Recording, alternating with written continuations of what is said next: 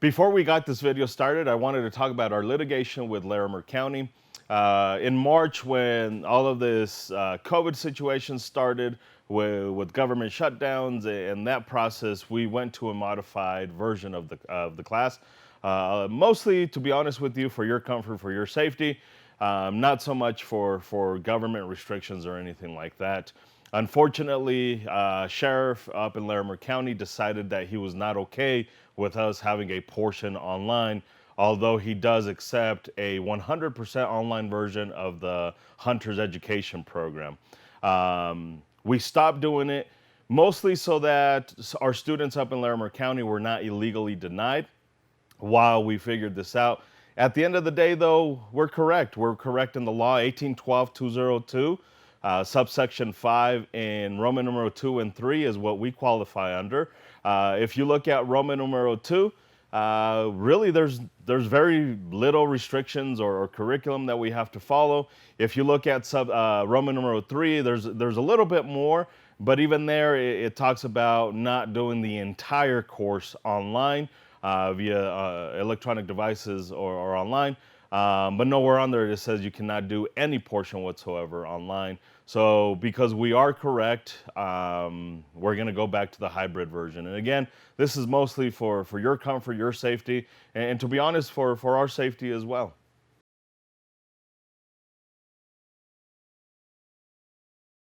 My name is Isaac Chase. I'm one half of Guns for Everyone. This is Edgar Antione. Guns for Everyone was started in 2010 as an activist organization and sort of a joke as well. The point of Guns for Everyone when we started was to further the Second Amendment in Colorado any way that we could.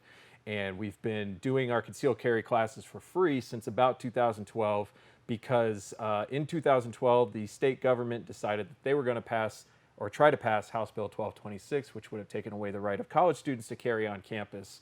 Our answer to that was to give away the concealed carry class that Edgar was teaching at the time for free to college students.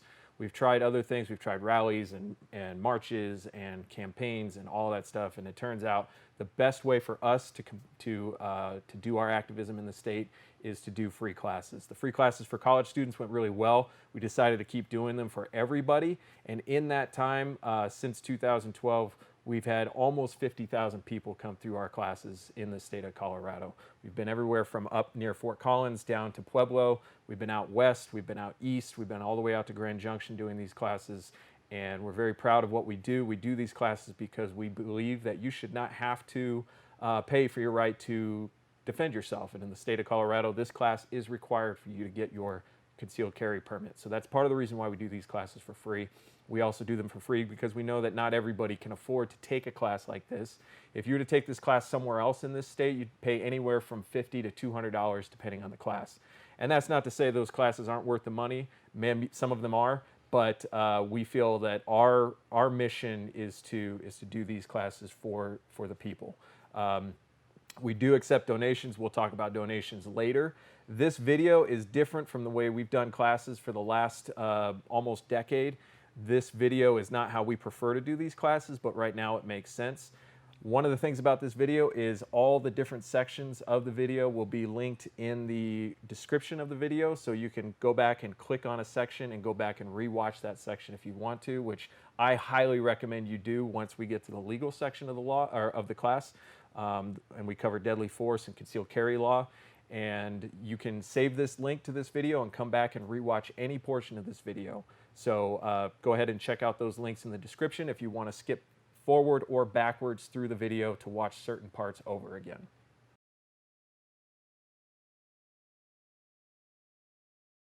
All right, so let's talk a little bit about safety. We all know the 4 basic farm safety rules. One of the things that myself and Isaac like to talk about with the rules, because I know you're sitting there, maybe you skipped this portion or maybe you're considering skipping this portion, but one of the things that we talk about is, I know I've heard you say, I say it, these are skills. This is not just stuff that you regurgitate. Your favorite sports ball team. That's what I like to talk about, is your favorite sports ball team. I'm Mexican, so I'm legally obligated to follow soccer. You like baseball. He likes the boring sport. But either way, professionals in the sports that we individually like, that you like, or whatever it may be, these are people that are getting paid millions of dollars to play a sport. That means they're at the top of their field. And if you go watch a baseball game when they're warming up, they're playing catch with each other. We think they're playing catch with each other, but they're taking it back to the fundamentals.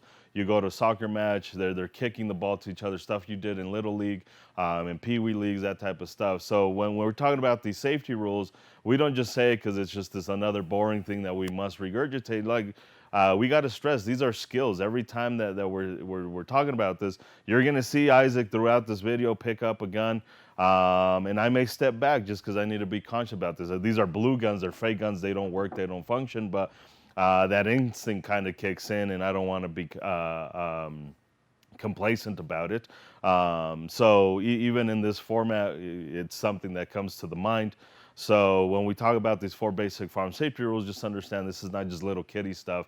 A lot of deaths and a lot of accidents because happen because people don't follow these 4 basic rules because they feel like they know everything about these guns. I shot once or twice, so I already know everything about the rules, and that's just unfortunately not the case. This is something that you must practice every single time you come into contact with the firearm. Yeah, so one of the things about these rules, so there's 4 rules. If you've been in the military, if you've been in the Boy Scouts, you've taken hunter safety, or even just Uncle Dave taught you how to shoot a gun, or Grandpa taught you how to shoot a gun, you may have encountered other rules. You may have encountered rules like always keep the gun unloaded until you're ready to use it, or always keep the safety on until you're ready to shoot. All of those rules, not all of them, most of them have context around them. So the 4 rules that we're going to talk about, the only context for those rules is a gun involved. That's it. If a gun is involved, you need to be following these 4 rules 100% of the time. There is no situation where it's okay to break one of these rules. What's cool about these rules is that they overlap. So if you're a human being, like I'm a human being, you're capable of making mistakes. And we've been doing this a long time. I've been around guns a long time. I have interacted with countless instructors and professionals who handle guns. I have seen professionals make mistakes. Yeah. I've made mistakes. Mistakes happen Correct. with firearms. But if you make a mistake with one of these rules, the other 3 are there to protect you, which is a great system. It's like a built-in fail-safe system. But if you treat these rules as if you can break one of these rules when you want to because you're smarter than the rule, then it doesn't work anymore. Right. So the example I like to use is I like video of real-life events happening because it teaches people, like, this really did happen. This is not just theory. I'm going to use one of these blue guns. I'm going to point it at my hand at some point during this because I have to demonstrate this. These are really great tools. These are training tools. And while I still respect these tools as I'm going to follow the rules to a certain extent, at some point I have to use these things to demonstrate things that I cannot demonstrate with a real gun because I'm going to follow the rules at all times. So I'm going to point this thing at my hand at some point. So there's a video, you can find it on YouTube. There's a cop who walks into a gun store. He wants to see a gun in the case. The clerk hands him the gun out of the case, and the cop starts playing with it. And I know he's a cop because he's got the costume on. Maybe he's off duty or whatever, but he's in there, he's wearing his costume, and he is playing with the gun, and he's pointing it at his hand. And he makes an assumption right off the bat when he walked into that gun store that no gun that he would be handed would be loaded. So if the gun's not loaded, then he doesn't have to follow any of the other rules because he's smarter than the rules. So he starts playing with the gun, and he at some point decides he wants to feel what that trigger feels like. So he pulls the trigger, and the gun is pointed directly at his hand, and he blows a hole right through his hand and almost hits 2 people standing over to his left. And that's just a good example of somebody deciding that they don't have to follow one rule and that cascading into a serious accident involving a gun. So you can't treat these rules like there's something you can break when you feel like it because you're smarter. These rules must be followed at all times so that when a lapse of concentration happens and you break one rule because you tripped or because you were distracted or something went wrong with the gun and you lost your focus for that 1 second, that one violation of the rule does not cascade into a serious accident. And that's why these training tools that you kind of alluded to this, you kind of suggested this. That's why these training tools are amazing because I can mess up, or I can instruct, or I can teach, or I can do these things without the fear of actually harming anybody. This is how I learn finger discipline, trigger discipline, hold control, and all that stuff. I can learn the very basics with this without having to worry about all that stuff. If you can, I know you like you're partial to the Black Hawk ones, which are orange. It tells you right off the bat this is a fake gun. This one, even in a video, probably could look like a real gun, but these are fake guns. They're the blue guns, so-called blue guns. Important that you get these tools so you can practice these rules, because again, these are skills that you must develop. We're going to recap this when you come to the class in person.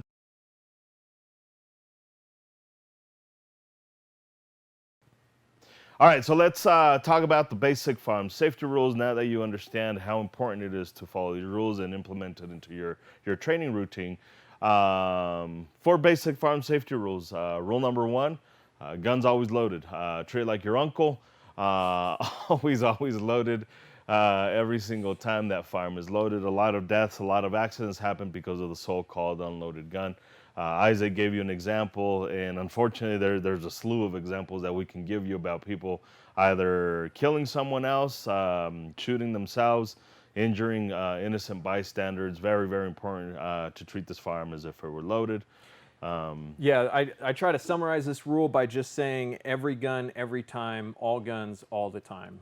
Even if I've checked it, verified it's not loaded, I've opened it, visually and physically inspected it, when I hand it to you, you're going to assume and treat it. Smart. You're going to have to repeat that. Oh, okay. Every gun, every time, all guns, all the time. So if I hand you a gun that I verified is unloaded, you're still going to treat it as if it is loaded. This is one time in civil society where it's totally okay to not trust anybody and not treat people like you trust them at all. You check and you verify, and then even after you've checked and verified it, you're still going to treat it as if it's loaded. You're not going to use that as an excuse to then go ahead and break some of the other rules. This is as much a mental discipline as it is a physical skill. Yeah. And one of the things, a pet peeve for me is when I hear people saying, oh, it's not loaded, don't worry about it. Like, no, I'm going to worry about it all the time. Every single time I'm going to worry about that stuff. I hear that a lot. Definitely don't want to say that in a class. Oh, don't worry about it, it's not loaded. That gun's loaded every single time. Yeah, I've had a lot of guns pointed at me, and when I tell people, hey, you're pointing it at me, usually the first thing out of their mouth is, oh, sorry. Then the second thing is, it's not loaded. I don't care if it's loaded or not. I don't care if you believe it's loaded or not. We still follow these rules, whether the gun is loaded or not. We're still going to follow the rule. So, all right, so let's talk about rule number two. Rule number two, point the firearm in a safe direction. Point the firearm in a safe direction. And I often ask in person, in our classes, what is a safe direction? And you get a variety of answers. A lot of people tell you up or down or to the sides. And the reality is, or some people will tell you not at people, disregarding the fact that the bad guy is a person. That is people. It's okay to point it at the bad guy. The reality is it varies. There is no absolute here. It varies. You got to be flexible with this stuff. If I'm at the range pew-pewing 50 rounds at a paper target that doesn't move, well, my safe direction is really just downrange. It's not up, it's not to the sides, it's not any of that stuff. It's just simply downrange. If I'm in an active shooter situation, I got to be aware that even if the bad guy's just boom right there, I have an opportunity to take down the bad guy. I draw my gun at the bad guy, and all of a sudden a 10-year-old kid walks between me and the bad guy. For that very split second, it's no longer a safe direction. I need to be flexible about that stuff. You have to be flexible with that stuff. Understand that a safe direction, again, varies from location to location. One thing that I will add is up is very rarely a safe direction. I'm not saying it can never be a safe direction. It's just physics dictates that, well, what goes up and it doesn't hit space, shit's coming back down. So please understand that. So one of the things that I like to talk about with safe direction is why this rule gets violated so much. When I ask this question in class, why do people violate this safe direction rule so much? The top answer, the best answer is they violate rule number one first. So they believe that the gun is unloaded, or they're going to treat it as if it's unloaded. So then they start pointing the gun wherever they want to. Another reason why guns have been pointed in an unsafe direction is because people lack an awareness of where their gun is actually pointed. So they will move the gun around, and their awareness of the muzzle is only out to a certain point, and from past that, they don't understand where that gun is pointed. Another one is I will be talking to somebody, and I will have the gun, or somebody who's not following this rule will be talking to me, and they're not pointing the gun at me, they're holding the gun. People think that pointing the gun means extending the gun and aiming it. That's not pointing. Pointing means that the gun is pointed in a certain direction. I tell people the gun's always pointed at something. It doesn't matter whether you're sticking it out and aiming it. It's always pointed at something, and you're responsible for that something being a safe direction. So maybe I'm handling the gun and having a conversation with you, but I'm not realizing that that gun is pointed to my left at somebody sitting over there or standing over there. So at the shooting range, and I think you were about to say this, when people are handling guns at a shooting range, they will keep the gun pointed downrange while they're shooting, but then while they're manipulating the gun, maybe loading or unloading the gun starts to change direction and move left or right. People will bring the gun in here to rack the gun, and the reason why people do that is because this is where all your strength and leverage is. This is the easiest place to rack the gun, manipulate the gun. And when they do that, the gun then points over to the left, which is an unsafe direction at the shooting range. And they don't understand that they're doing it, and they also don't know that they need to learn how to manipulate the gun while keeping it pointed in a safe direction. And again, that's a skill which takes practice. You don't just automatically know how to do that. You have to learn how to do that. So, or what's worse is they'll go from doing this with the gun to getting a jam with the gun. The gun locks up on them, and instead of doing this with the gun, now they're going to do this with the gun because now they need all the strength and leverage they have. They bring that gun real close to them, have it pointed directly at their chest while they try to unjam that gun, and that is not acceptable.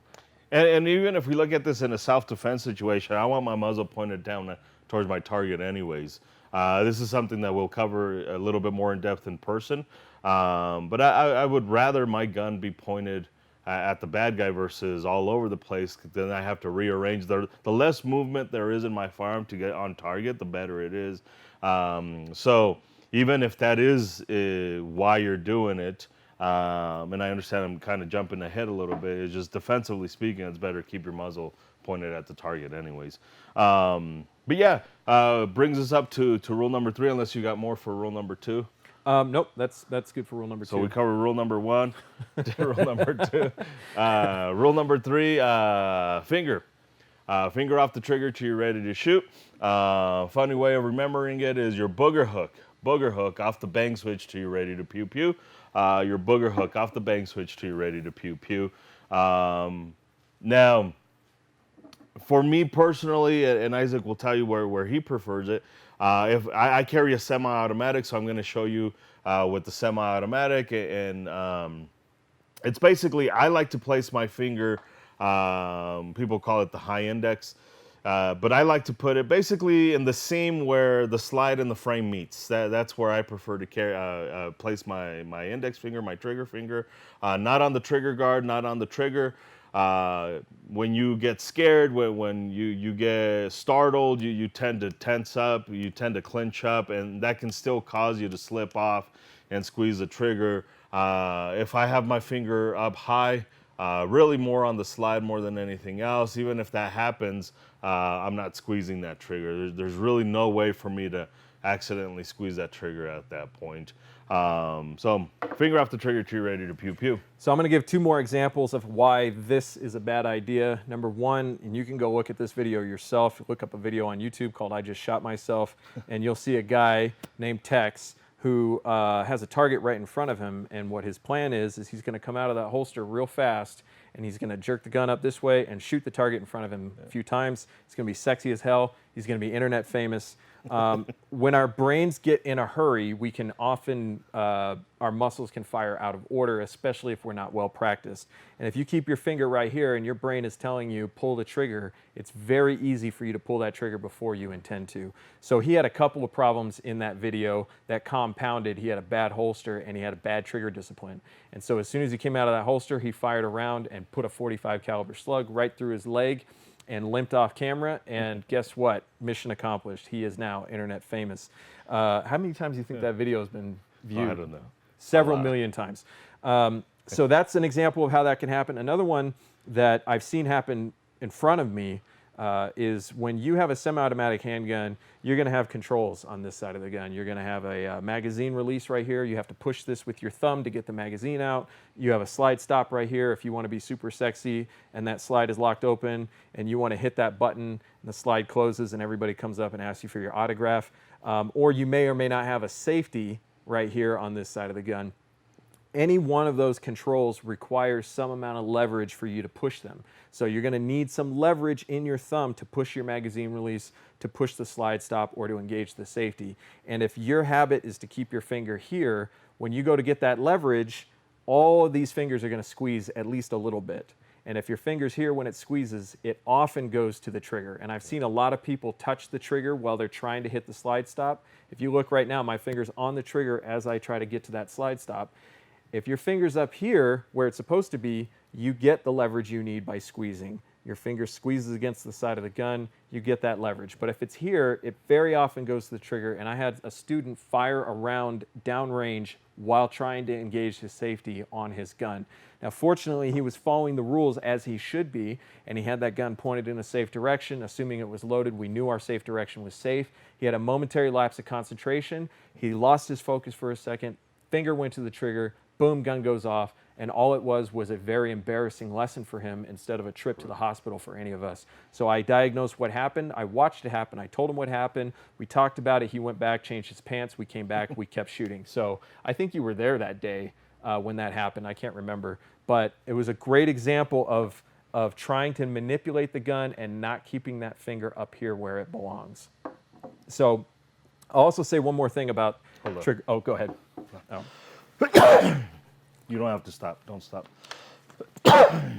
Don't stop till you get enough. Go ahead. So I also want to. Yeah. All right. 1, 2, 3. So the first part of the rule is keep your finger off the trigger. The second part of the rule is until you're ready to shoot. So a lot of people will struggle with keeping their finger here until it's time to shoot, and then they'll struggle with getting their finger off the trigger until it's time when it's time to take it off. The rule is you need to keep your finger off the trigger until you're on target and you've made the decision to shoot. That's the only time your finger goes to the trigger, and that takes practice and repetition. I like to relate it to driving a car. If you're driving a car down the road and a kid runs out in front of you, do you think to yourself, remove right foot from gas pedal, move right foot 3 inches to the left, apply correct pressure to the brake pedal, stop the car? You don't think that. You think, oh crap, stop the car, and your foot responds to the stimulus that's coming from outside. It's the same with your trigger finger. You need to teach it to respond to the stimulus, not just say, oh, where does my finger belong? That takes repetitions. There's no substitute for repetitions. You have to put in the practice or you will not learn that skill. Yeah, absolutely. Rule number 4. Rule number 4. Know your target and what is beyond. So often people get one or the other. Oh, know what's your target. Oh, what's beyond your target. But very rarely do I hear people say both of them combined. Know your target, because unfortunately you can Google the amount of times that a parent has shot their kid thinking that it was an intruder. First of all, that's absolute gun negligence, being an irresponsible gun owner, a very paranoid gun owner if you're shooting anything that comes into your house after a certain time. But unfortunately it happens. A lot of parents end up shooting and killing their kids thinking that it was an intruder. Why? Because they didn't assess what the threat actually was and they just shot blindly.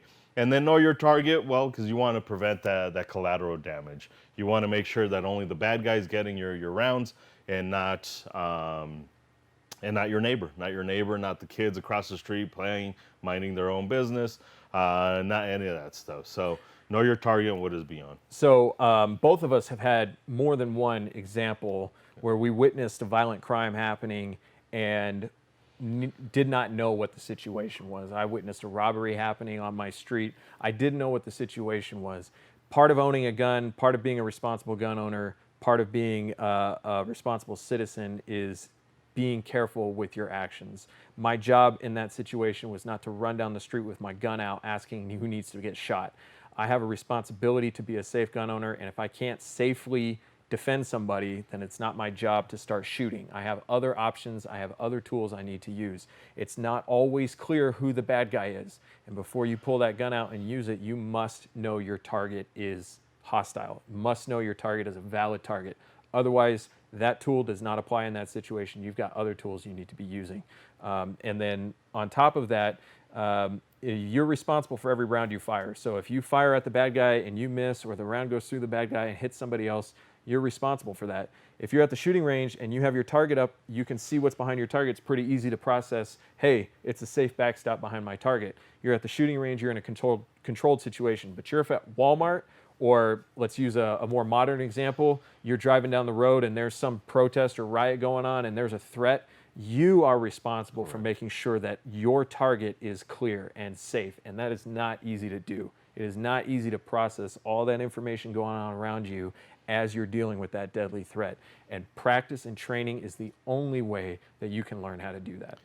One of the drills that we do, not every single class, but one of the drills that we do is having multiple targets and calling out a certain command. And this is how you practice this. And there's a lot of times where I may say something that is not a command. I may give information that has nothing to do with the particular drill. If it's 1 or 2, target 1, target 2, I may say 15, and that means nothing to the targets, but it helps students process that information. Like, wait, I don't know this information. I need to process this information, and it's kind of amazing to see what humans do in this. More often than not, we get students who just do nothing because they're baffled, they don't understand, and believe it or not, that's still a decision. That's still a choice that they made. It's still a decision.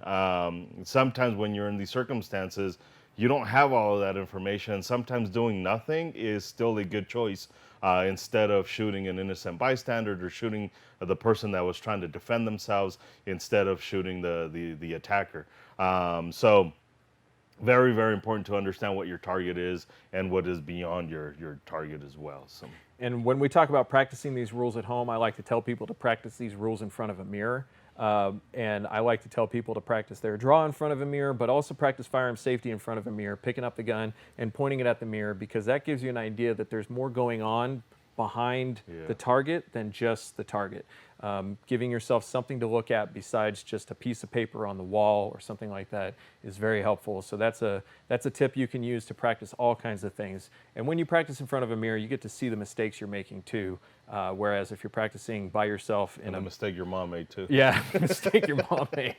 Oh man, it gives you an opportunity to see those things that you wouldn't normally see just standing in an empty room. So that's definitely a good practice as well. All right.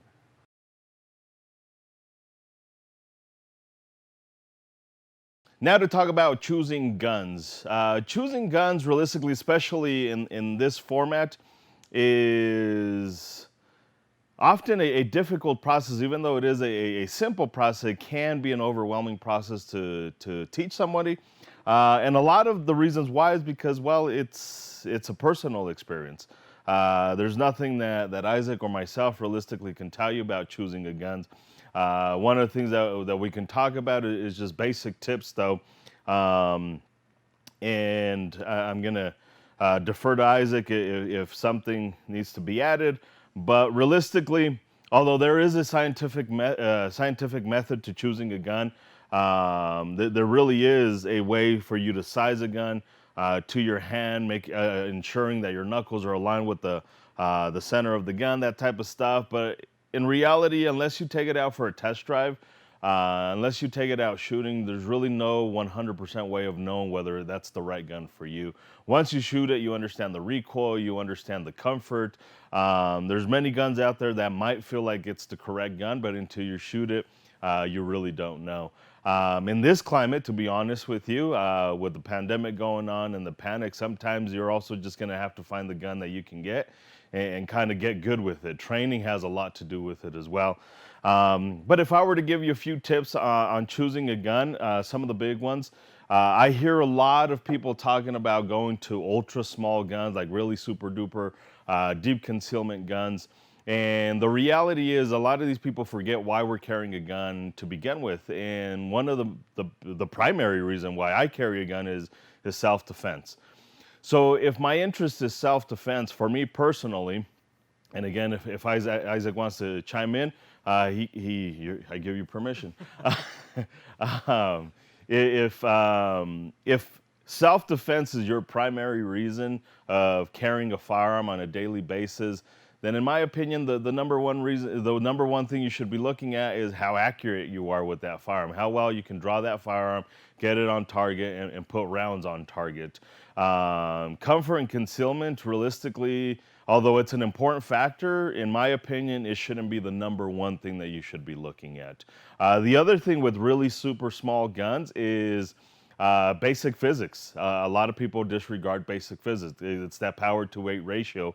My Glock 17 here, blue guns, they don't work, they don't function, but this Glock 17 right here, 9mm, if you were to get a smaller one in that same caliber, well, the power is going to be relatively the same, but in a much smaller package. And because the gun is a lot smaller, you're absorbing all of the recoil. That's when you get a lot of people saying, oh, this gun's really snappy. It's really snappy because there's no weight behind it. So often a bigger, heavier gun is not necessarily a bad thing if you're good with it.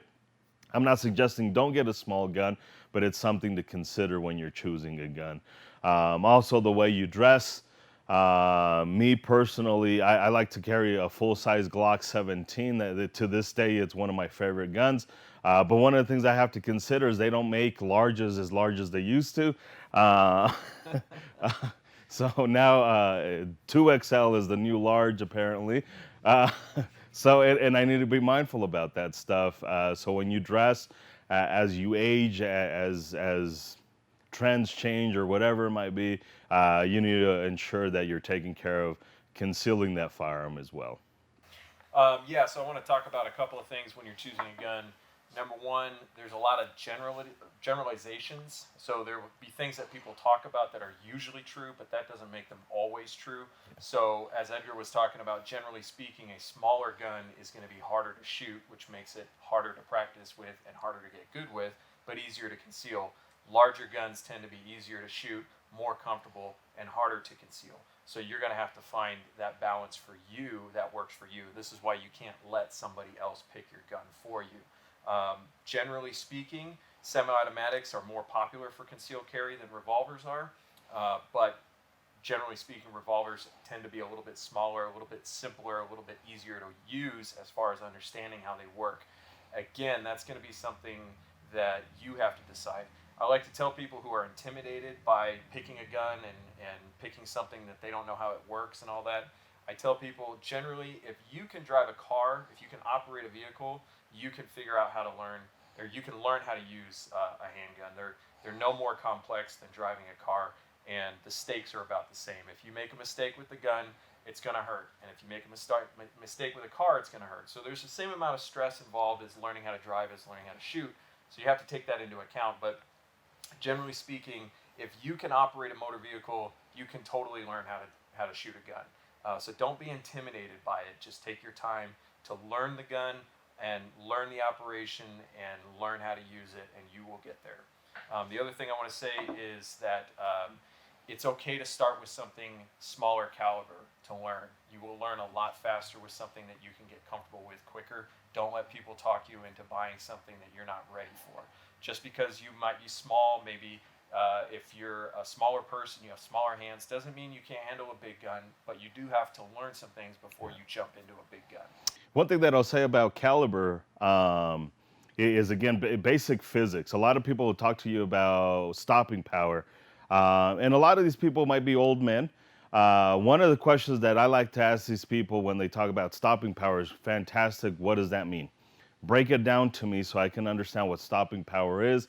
And I find that a lot of these people don't even understand what they're talking about. They're just regurgitating what they hear. Stopping power, when we're talking about it scientifically speaking, it's just kinetic energy. It's foot-pounds of energy when it hits the body or whatever object it's traveling towards. And there's a couple ways to accomplish this, speed and mass. Ideally, you'd have both. Anybody who shot a 10mm could probably tell you that's a good twofer right there.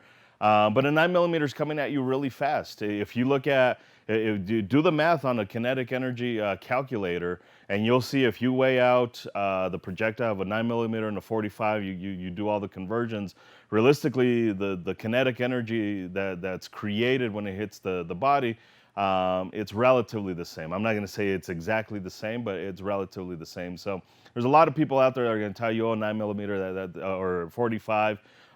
Don't carry anything below the 45, or else you don't have that stopping power. Science kind of speaks for itself. So don't be intimidated by carrying something a little bit smaller. I carry a 9mm because it's the right caliber for me. 45, I just can't. I can't do it. I just can't do it under stress. Under stress. 40, I don't carry a 40 because I'm a sane human being. Uh, I'm going to say a couple of things about caliber too for people. Number one, it doesn't matter if you carry a huge caliber if you're not hitting your target consistently.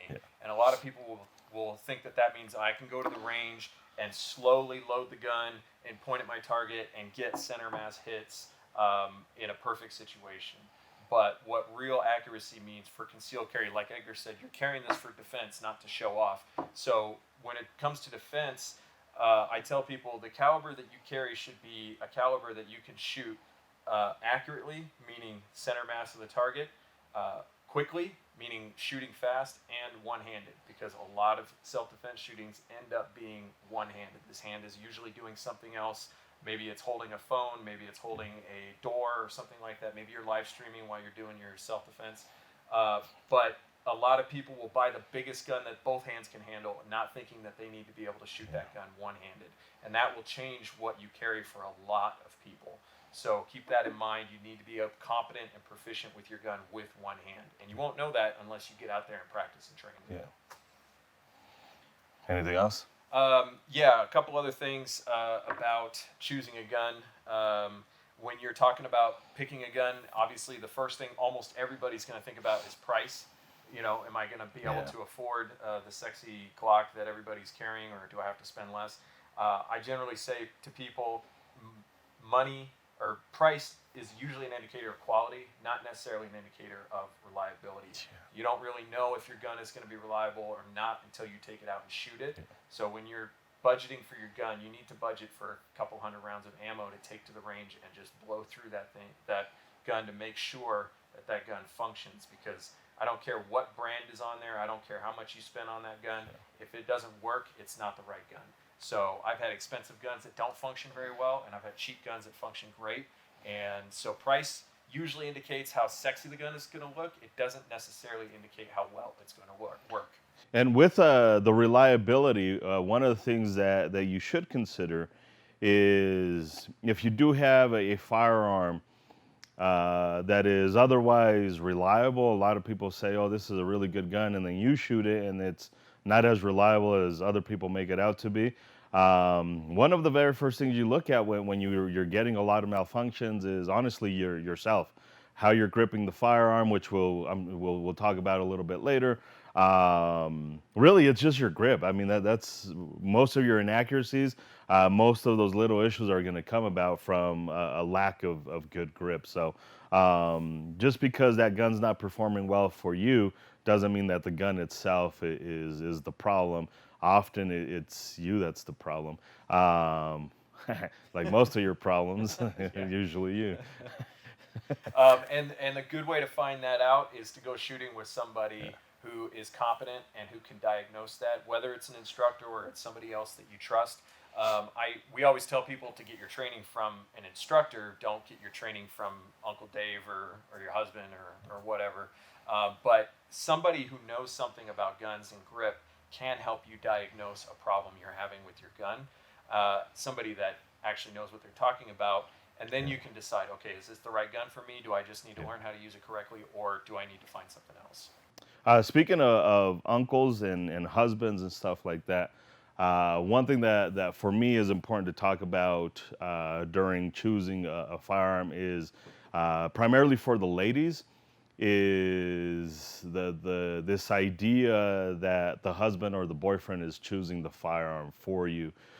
The reality is it has to be a personal experience. I've seen a lot of ladies who have a firearm and often don't even want to carry a firearm. They just have it because the husband or the boyfriend made them carry a gun, or they carry a gun that's not necessarily the one that they have. I hear it all the time. Oh, like, it's not the gun I really wanted, but my husband said this one's better. Like, Only yourself can tell you which firearm is better. I'm not a feminist by any means. Thoroughly enjoy my sandwiches. I appreciate those. Uh, but ladies, you really do have to be, ladies, you do have to be a little bit more assertive with this stuff, because it gets kind of crazy. The stuff that you hear that the husband tells the wife. Um, Often it gets done a lot and it just gets overlooked. The husband tells you to, buy this brand or buy that brand or buy this or that. But we're talking about a self-defense tool here. We're talking about a deadly force tool here. We're not talking about slippers or a brand of cereal or a brand, like, we're not talking about that. We're talking about a self-defense tool, a deadly force tool. And if you're not carrying the gun that's really correct for you, that's if you even want to carry a gun at all. Innocent people could be at danger because you're carrying the incorrect firearm. So, ladies, you guys, you need to step up and advocate for yourselves. And gentlemen, you need to shut up Shut up. and let them get through this process. Because you have all these ideas about what works for you or what you know best. The reality is you are not her, and you don't know what it feels like in her hand. You don't know what that recoil feels like. And if you want to be right about it, if you want to have your point proven, then sign up for a class and take some training with us or with anybody. Just get to a class and let experience be the teacher for both of you, and learn how to actually hold and shoot the gun and diagnose real problems instead of just getting your ego or whatever issues you guys might have. Little willies. Because it's really important. Edgar's right. Like, you can't just treat this as any other purchase. This is something that whoever is carrying it must be comfortable with it, and they must be competent with it. And you can't force that with just your opinion. Yeah.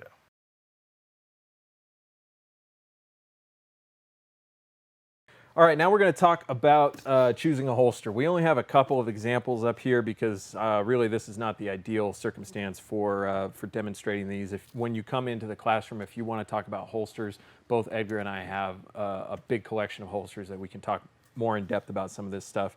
But generally speaking, for concealed carry, you're going to start with cost. A lot of people will spend a lot of time and money on their guns. They'll spend months researching their gun. They'll spend a lot of time trying to figure out what the right gun is, and they'll spend about 5 minutes and $10 on their holster. They buy a holster that's cheap, it's garbage, but they buy it because it's cheap, because they don't have a lot of time to spend, or they don't think they have a lot of time to spend picking out a holster. And a good holster is just as important as a good gun, because it's how you're going to access that gun. It's how the gun stays safe while it's on your person. And it requires you to do some time, do some thinking and do some research learning about holsters before you decide to buy one. Do not just buy a holster just because it was $10. You're going to end up spending more money doing that than if you just put in the time and energy into buying the right holster the first time. Usually what I say about holsters, because the reality is that there's just a long list. That's another reason why it's pointless to bring up all kinds of holsters up here, because, I mean, you got leather, you got suede, you got nylon. There's yoga pants that have holsters already attached to them. How the hell do you namaste with your gun? No clue. I think what that means is, nah, I'm gonna stay with my gun. So there really is just a wide variety. It's insane the amount of options that we have when it comes to holsters. Usually what I say is just look at three things when choosing a holster, and that's retention, safety, and accessibility. Retention, well, because the last thing you want to be doing is backflips at a club and then your gun falls out. You want to make sure that no matter what you're doing, even in a fight, I mean, sometimes I just got to kick someone's ass. I don't have to draw my gun. I just have to defend myself physically. I don't want that gun falling out. I don't want it flying off. Whatever it might be, if you're a jogger, you're out in the mountains, you want to make sure that it's got good, proper retention. Often, I go for the plastics. I know you old people don't like the plastics because leather's better or whatever. Leather skin. I don't know if you knew that, but it's essentially skin, and it starts to deteriorate. It starts to break down. Not to suggest that the plastics don't, but it's a lot more difficult for me to get to my trigger with this particular holster, and then the retention. It stays a lot longer. I don't have to switch out a holster every year or every other year once that leather wears down. Also, I do like the protection that these plastics, these Kydex give to that trigger, which we'll talk about that during the safety. But make sure it's got good retention. Safety, make sure that trigger's covered up. You don't want anything in there. A lot of freak stuff happens. And then accessibility, realistically, if it's taking you longer than 3 seconds to get to your gun because it's in the small of your back or your ankle, then you really have to reconsider that stuff. You should be closer to 1 second, really. I know it seems like an insane time, but that's really where you kind of should be at, is closer to that 1 second of drawing your gun, putting it on target, and getting that first round off. That comes with practice. You have to practice your draw, and that's a good way to find out whether your holster is really going to work for you and not. Again, something that you can practice at home, that you don't have to go to the range for. And in fact, most ranges you go to are not going to let you do any practice with your holsters. You should be practicing with your holster in a class and learning how your holster works in a class where you're actually doing live shooting, but you really should be getting to know your holster at home and practicing at home. And there's a lot of ways you can do that. Obviously, we're still going to follow the 4 rules. But if you spend some time with your holster and you find out that that holster is not working for you, it's time to update and find another holster. Generally speaking, to start with holsters, we're going to be talking about 2 types of holsters: outside the waistband and inside the waistband. That's generally speaking where you start. So outside the waistband means that the gun sits on the outside of my waist. It's maybe got belt loops. This particular one has Velcro, but it's going to go somewhere on the outside of your pants or whatever garment you're wearing. Inside the waistband would be something like this, where the entire holster and gun will be inside your pants or whatever garment you have, and usually it's going to be a belt that holds that thing in place. Inside the waistband is a little bit less comfortable, but a little bit more concealable. Outside the waistband, totally the opposite. Usually a little bit more comfortable, usually not quite as concealable. So you have to strike a balance and find a compromise that works for you. Again, that's just starting. So you have other designs. You have purse holsters, you have thigh holsters, you have yoga pants holsters, you have belly band holsters, holsters that are basically a big neoprene girdle. I mean, there's no other way to say it. And guys wear these too. I have one, I wear it sometimes. It's a big neoprene strap that goes around you and it has a holster for the gun. And you're going to have to know what your limitations are with your holster. You're going to have to know, does this holster work when I'm sitting down or not? And just because it doesn't work necessarily when you're sitting down doesn't mean it's the wrong holster. It means you have something else to learn about that holster, because I have never found a holster that works perfectly in every circumstance. It just doesn't exist because the body is too dynamic. There's too many situations. You have to find the holster that works best in as many situations as possible. And with that, one of the things that I like to tell people is, when you are choosing this stuff, because of the limitations, like every holster is going to have a limitation.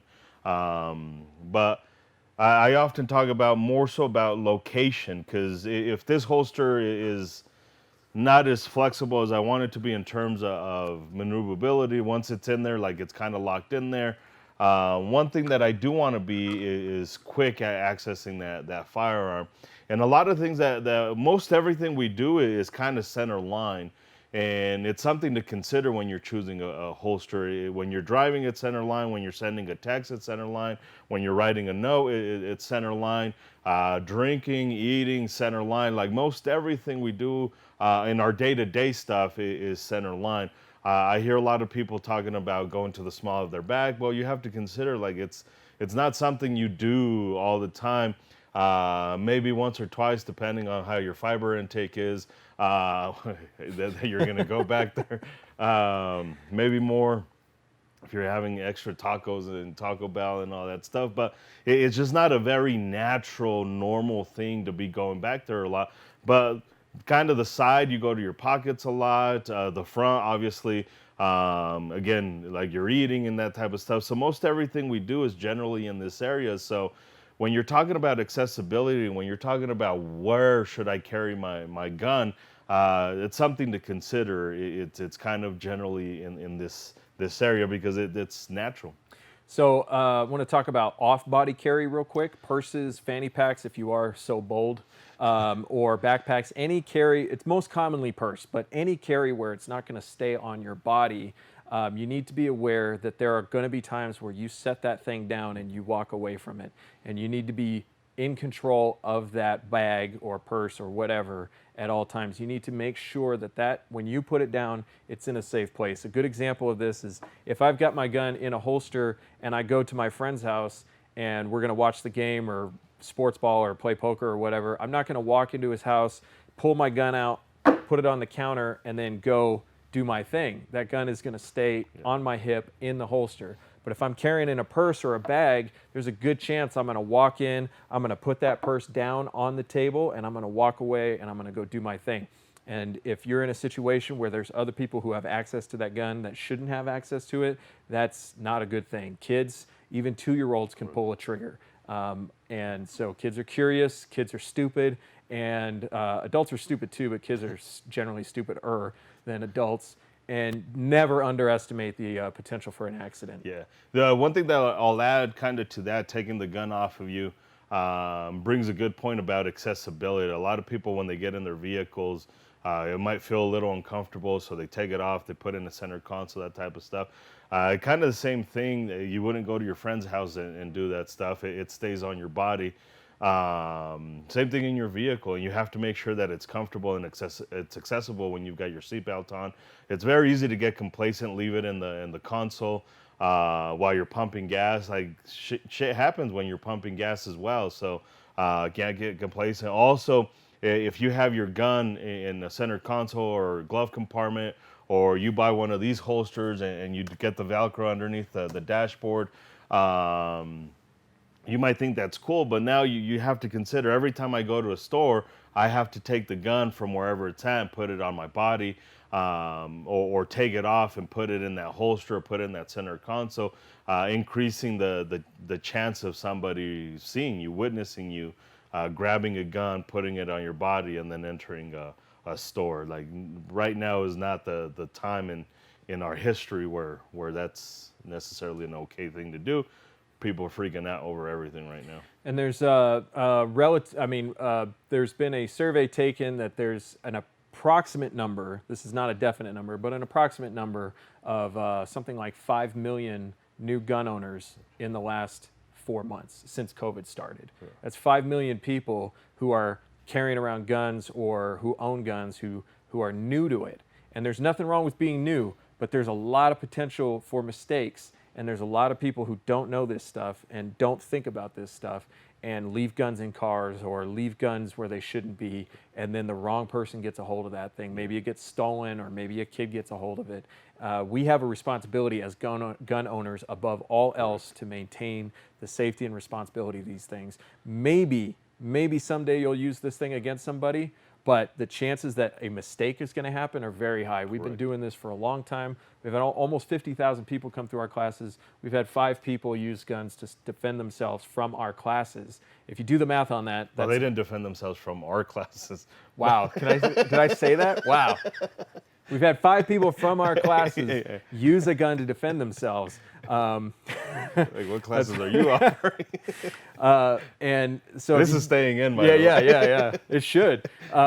That means if you do the math on that, that's an extraordinarily low number of people who have used the gun to defend themselves. But there's a lot of people who are owning guns who are maybe not stowing them properly, who are not handling them properly, who are not using safe practices when they're handling the gun. And that is more important to me than anything else. And it's as simple as having the right or wrong holster. If you have the right holster, which it might take you 6 months, it took me, honestly, close to 5 years, if I'm not mistaken, to find the holster that I really, really liked. It's not the perfect holster, but I really, really enjoy it. But it's going to be a process. But if you have the wrong holster, that's when you're like, I'm just going to leave it because it's not that comfortable on my body. I don't like that holster. And it's just an excuse, really, to be lazy and not do the proper thing. So, again, on my side, retention, safety, and accessibility. But don't be afraid to kind of go through the process and end up with 4 or 5 holsters because it might take 4 or 5 holsters to figure it out. If you have any questions about companies, I know we get a lot of questions, usually from women, about other types of carry. Please ask in the class when you come in for the in-class portion. We can make some recommendations. This holster is made by a company that we can recommend. There's lots of options out there. This is the golden age of firearms accessories. Correct. Accessories. Yeah, absolutely.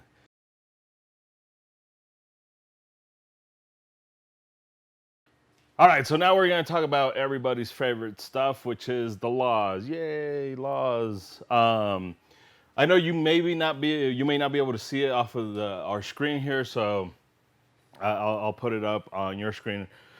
But yeah, laws. In my opinion, probably the most important part of this video. Mostly because this is the stuff that could potentially land you in jail if you get it incorrect. So very, very important that you do follow through. The place where you're going to find this is the LexisNexis.com. LexisNexis.com/hot topic/Colorado. If your browser comes up with an error, you just have to add the www to that. You can also find these laws at the Colorado legislature at their website. I just find it a lot easier to navigate the LexisNexis. The LexisNexis is an official source for these laws. So we're going to show it to you from the LexisNexis. Always verify this information. We're showing it to you straight from the source, but nothing like verifying it yourself. One of the things that we've become really, really good at is just sharing incorrect information. That's the last thing you want to do. Verify it. I know I'm not lying to you. I know Isaac's not lying to you. We've got attorneys that advise us and counsel us about the laws. I've been doing this shit almost 10 years. I know this stuff almost word for word. Isaac knows this stuff, but you don't know that stuff. You don't know that we know that stuff. Verify that information every single time. There's one thing that I want to talk about before I'll skip that. I'll leave it for the class. I want to add one thing real quick. One of the things that you'll find in here when you read this for yourself, because you should read this for yourself, it's my favorite part of the entire Colorado Revised Statute for concealed carry handguns. We're not legally responsible for what we tell you. So I like to tell people that because that's in the law. I'm not legally responsible for what we're about to tell you. You're responsible. You can't go in front of the judge after you just shot somebody in the face and say, well, the firearms instructor said it's not going to work. You are responsible for knowing this stuff. So pay attention, watch this part, but please go and read this for yourself at least twice. Yeah, absolutely. 3-4 times if you're ESL like myself. If you don't know what that is, that's English as a second language. But anyways, let's start off with 1812-201. Basically what 1812-201 explains is why this law was created. 1812-201 is the legislative declaration, and it basically talks about inconsistencies. There's inconsistencies across the board. Before we became a shall issue state, we were what's known as a may issue state, which meant that every jurisdiction had their own laws, rules, regulations in regards to concealed handguns.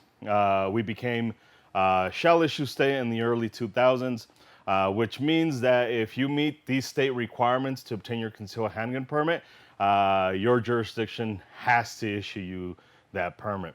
They don't get to say what the curriculum has to be, even though there's a particular sheriff who may think that. They don't decide what the curriculum is. They don't decide what the time requirement is.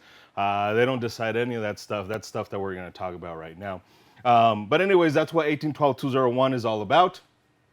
If we go down to the bottom to subsection 3, the second sentence of this says the General Assembly does not delegate to the sheriffs the authority to regulate or restrict the issuance of permits provided for in this Part 2 beyond the provisions of this Part 2, an action or rule that encumbers the permit process by placing burdens on the applicant beyond the sort statements and specified documents detailed in this Part 2, or that creates restrictions beyond those specified in this Part 2 is in conflict with this with the intent of this Part 2, and it is prohibited. Again, just to reiterate, sheriff's offices, all they really do is process your application. They don't make the rules, the laws. Very important information for you to know as a student, not just because we're going through some stuff, Other instructors have have gone through some stuff. We've seen students been illegally denied or rejected. Very important for you to know this stuff because really the first line of defense is yourself. If you show up to a sheriff's office and they don't understand what this stuff is, it's up to you to kind of educate them. You try and be as polite as you possibly can, but you may have to educate your sheriff's office on what these laws are all about. Yeah, so just to reiterate, what this means is the sheriff's office can't add anything to this process. They can't add anything that they want you to do or they ask you to do. They are bound by this law as much as you are. Yeah. And then if we move it along to 1812-202, we start talking about definitions. And two definitions that I want to discuss, and maybe Isaac wants to discuss other ones, but I want to discuss 1812-202, subsection 2. That's what a certified instructor, what the definition of that is. And the reason I like to talk about this stuff is because there's a lot of sheriff's office who believe that you have to be an NRA certified instructor in order to teach these classes. Now, Isaac and myself, we are NRA certified instructors, so this really doesn't affect us. But there's other instructors out there who are certified through another organization who are amazing instructors. These people have really good, solid content. They have really solid advice, amazing instructors, but unfortunately, some sheriffs don't understand what the laws are, and because they're not NRA certified instructors, they're rejecting them. Now, here's what a certified instructor means. Now, you could talk about a county, municipal, state, that's law enforcement. Instructors don't fall under that. Peace officer standards and training, we don't fall under that. Federal military agency, your run-of-the-mill instructor, your everyday instructor is going to fall under 1812-202-2D. A national nonprofit organization that certifies farms instructors, operates national farms competitions, and provides training including courses in small arms safety, use, and marksmanship. Nowhere on there does it say a particular organization. It just says the organization has to be a national nonprofit organization that deals with this stuff right here. There's other organizations outside of the NRA.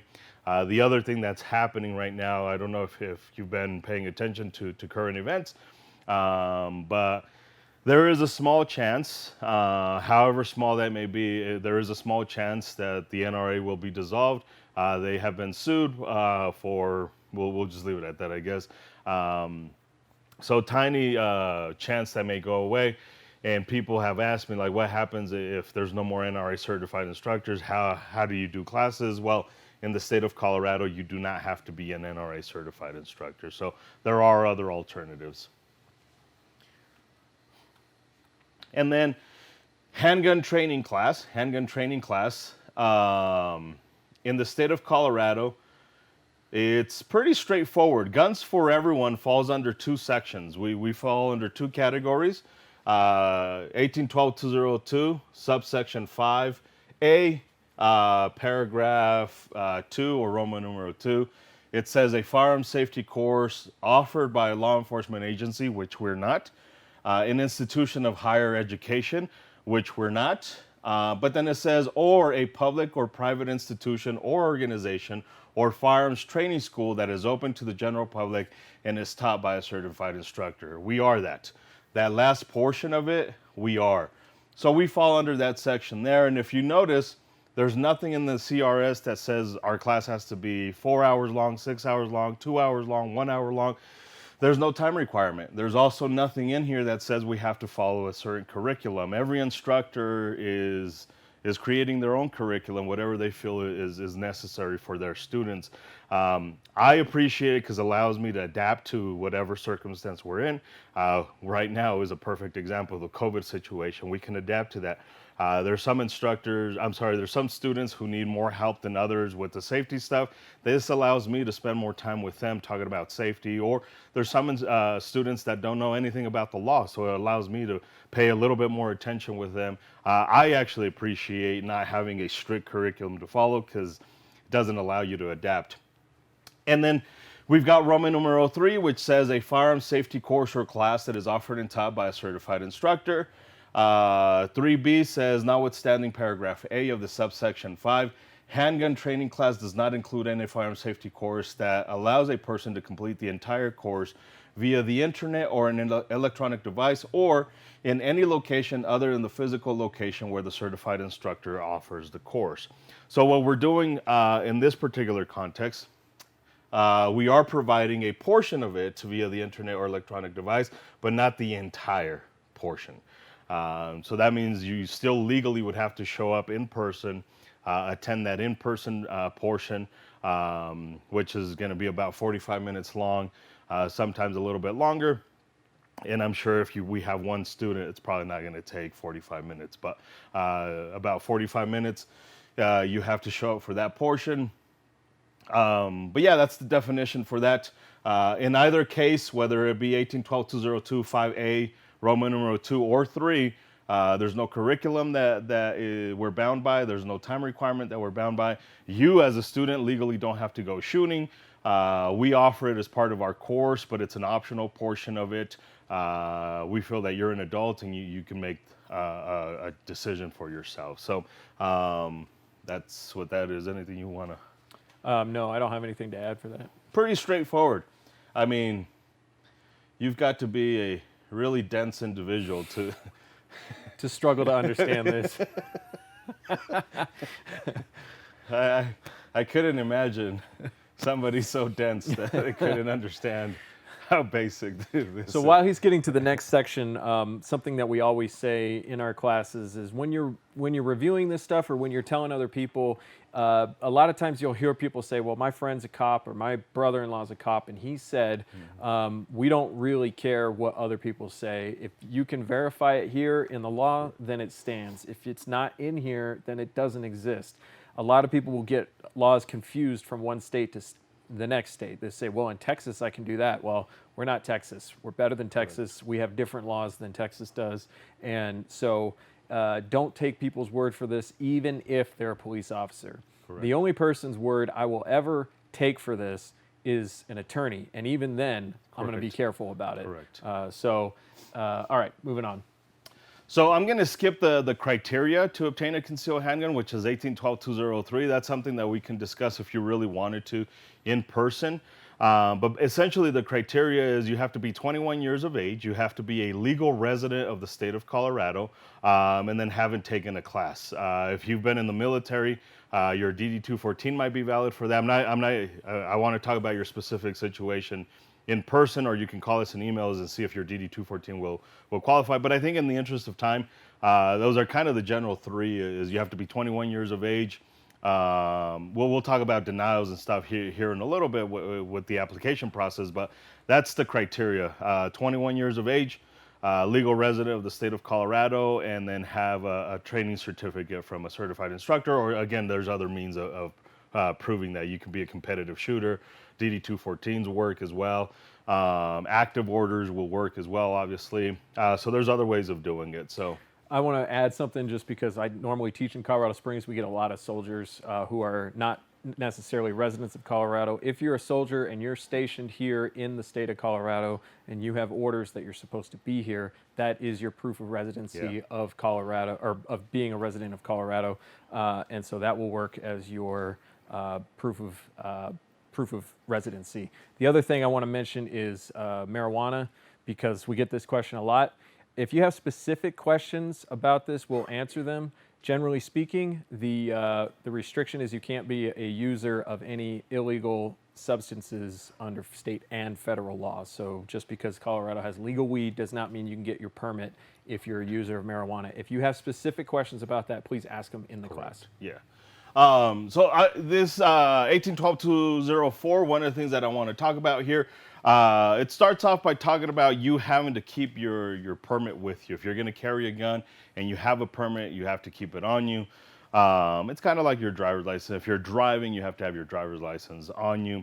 You could potentially get a ticket for not having the physical card with you. And if you do, it's one of those things you show up to court and it shall be dismissed. One important thing that I do like to talk about in 1812-204 is subsection 3. It says that a person who may lawfully possess a handgun may carry a handgun under the following circumstances without obtaining a permit, and the handgun shall not be considered concealed. the handgun is in the possession of a person who's in a private automobile, some other private means of conveyance, and who carries a handgun for legal use, including self-defense, or the handgun is in the possession of a person who is legally engaged in hunting activities within the state of Colorado. So I like to break this down really quick. Disregard the fact that I just read that shit word for word without looking at this shit. It says a person who may lawfully possess a handgun. One of the things words matter when it comes to the law. It doesn't say a permittee. It says a person who may lawfully possess a handgun. In the state of Colorado, if you go back to 1812 Part 1, read it. I encourage you to read Part 1. We're in Part 2 at this moment. Read Part 1. It talks about an 18-year-old being able to possess a firearm legally. They can't buy one. You don't have to buy something to own something. I'm married. I know that very well. That joke's better in class, by the way. So you don't have to buy something to own something. A gun could be gifted to you as an 18-year-old. So even at 18 years of age, it's important for you to understand this. A lot of college students are on their own now and afraid of the circumstances, or let's be honest, colleges don't always have the best of reputations for keeping their hands to themselves and that type of stuff. So as soon as you turn 18 years of age, this applies to you. You may carry the handgun without obtaining a permit. And the handgun shall not be considered concealed. The other thing is, this law says, and who carries the handgun is in the possession of a person who's in a private automobile. Doesn't say your private automobile, it says in a private automobile. So Isaac's car is a private automobile, so I would be able to carry there without a permit. My company vehicle, it's not owned by a private individual, but it's still potentially owned by a private company. It is private. I know a lot of people would ask about the RTD. Well, obviously that's not a private vehicle. So we're talking about private means of conveyance. Private means of conveyance. The rule of thumb there is if you can get a DUI in it, it would be your private means of conveyance. Your bicycle, horse riding, lawnmower, tractor, that type of stuff, that's where the private means of conveyance is. One important thing to note is, for whatever weird reason, there is a separate law that talks about snowmobiles. For whatever weird reason, that's separate, but only that. ATVs, you're cool, but you put on a track on that bitch and call it a snowmobile, and all of a sudden, for whatever weird reason, there's a specific law about snowmobiles. I encourage you to look it up. We won't talk about that right now. But yeah, as soon as you turn 18 years of age, you can possess that handgun in your vehicle without a permit, private means of conveyance, private automobile if you're hunting in the state of Colorado. So there's two more circumstances where you can carry a handgun that you do not need a permit, and it's pretty obvious, but it deserves to be said, and it's not listed here. It's listed in 1812 Part 1, which is if you're in your residence or your dwelling, you can carry a handgun. You do not need a permit to do that. And the other one is if in your place of business. But it has to be your place of business. It can't just be, I work at Walmart, so I'm going to carry a gun without a permit. It has to be your place of business. So just to summarize what we just said, 4 circumstances where you can carry a loaded, concealed handgun and it shall not be considered concealed, or you can otherwise carry there in your home, in your personal business, your personal private means of conveyance, or private automobile, or while you're actively hunting. And actively hunting means you have to be hunting. You can't just put on a orange vest and walk down Colfax and say you're hunting. You've got to be in season with a tag, in the right zone, all of that stuff. Yeah. So let's talk about the application procedure, background checks and all that stuff. And this kind of outlines a little bit of what you have to show up. You have to, full name, date of birth, address, all that stuff. I won't bore you with that stuff. Once you fill out the application, it says, and if you do fill it out online, most of you, because of the COVID, most of this is going to be done online anyways, but there are some counties that are doing it in person. But if you're one of those that if you're in a county that's doing it online and then you have to show up in person, do not sign it. This is something that the signature has to be witnessed by the whoever the per individual is there at the sheriff's office, who's ever receiving that. So anyways, you're going to apply to the sheriff. where you reside or own a business in, or even if you maintain a second residence. So a lot of college students that are staying here in state, you may be staying part-time at your dorm room up at CU or CSU or UNC, whatever it might be. Well, that's your second residence. That's your second residence. And then if you're staying with parents or whatever it might be. So it does say second residence, or if you lease or own real property used by the applicant in a business. So where you reside, have a second residence, still reside, or own a business in. This one right here, own a business in, we've actually personally have had issues with counties not understanding what that means. I won't mention the county for whatever. We got it all figured out, but it was a moment where we had to educate that particular county on what the laws actually were. So this is why it's so important for you to understand these laws, because you might have to educate them. You try and be as polite as possible, but sometimes they need some education on what the laws actually are. So if you own a business there or you live there, you can apply there. They're going to charge you two fees. The first fee is their own processing fee, which shall not exceed $100. And then the second fee is currently $52.50, and that's the state fee, the CBI fee. So unfortunately, for your freedom to defend yourself, you might be paying up to $152.50. Every county is slightly different, although they have to follow the same laws. The way they administer the process can be different. So when things were normal, Jefferson County was Monday through Fridays, walk-ins only. Denver was Tuesday through Friday, walk-ins only.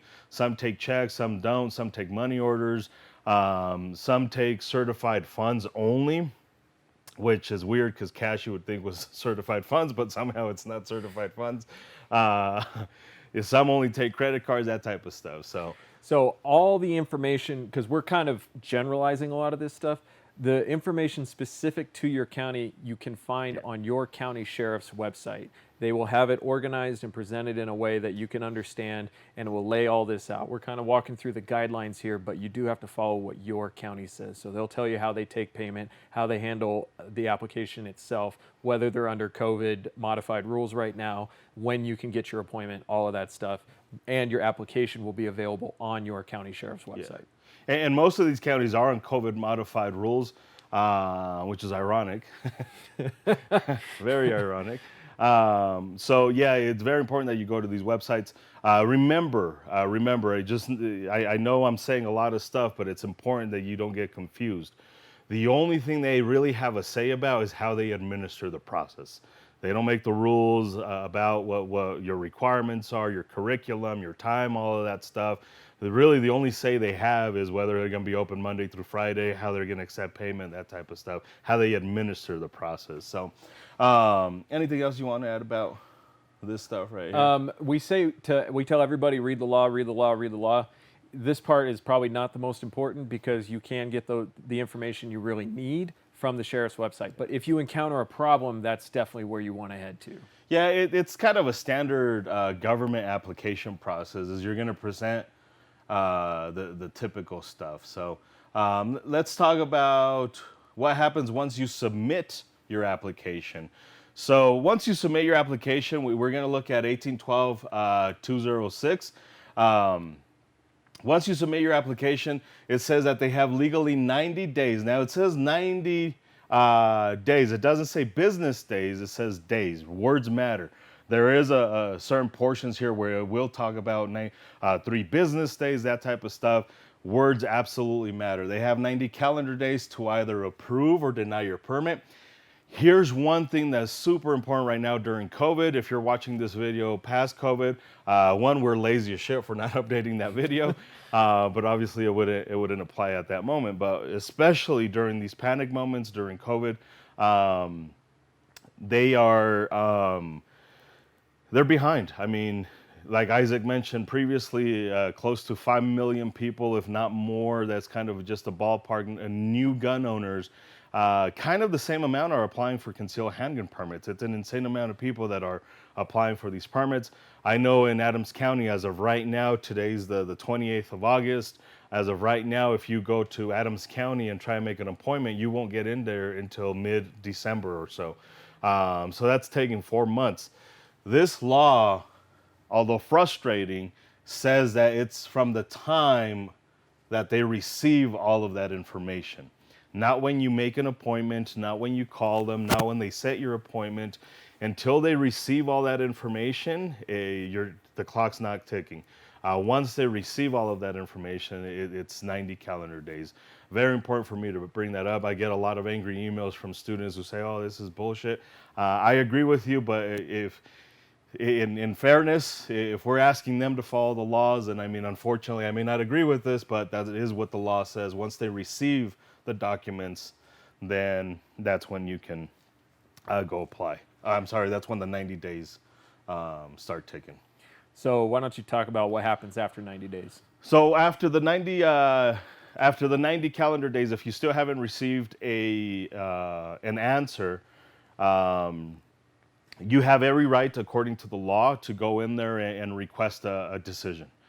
They may deny you, but that denial at least is an answer, and they still have to continue the process. If they figure out, no, you should have got the permit, then they'll issue your permit, or vice versa. They couldn't approve you. They could approve you just to give you an answer, but they still have time after that to continue their background process. And if they find out that you shouldn't have had the permit, then they can take it back away. But yeah, day 91, according to the law, you have the right to go in there and request a decision. It might be the decision. It may not be the decision you want, but you do have the right to request that decision.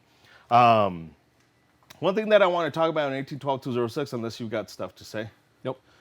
So, in the state of Colorado, you're not legally required to notify an officer that you have a firearm on you. We can get complex with this, but in the interest of keeping this very brief, there's nothing in the law. The law does not exist that says that you are obligated under law. This is not an opinion. This is not what I'm telling you to do, telling you not to do. Again, not an opinion. We can talk about opinions in class if you wanted to, but there's nothing on here that requires you to notify an officer about your firearm, not about your permit, not about anything like that. The reason I bring this up now is right here in this law, in 1812-206, subsection 3, C, it says, except for suspected violations of section 1812-105 and 1812-105.5, and if you read the laws, it's essentially carrying a concealed handgun without a permit.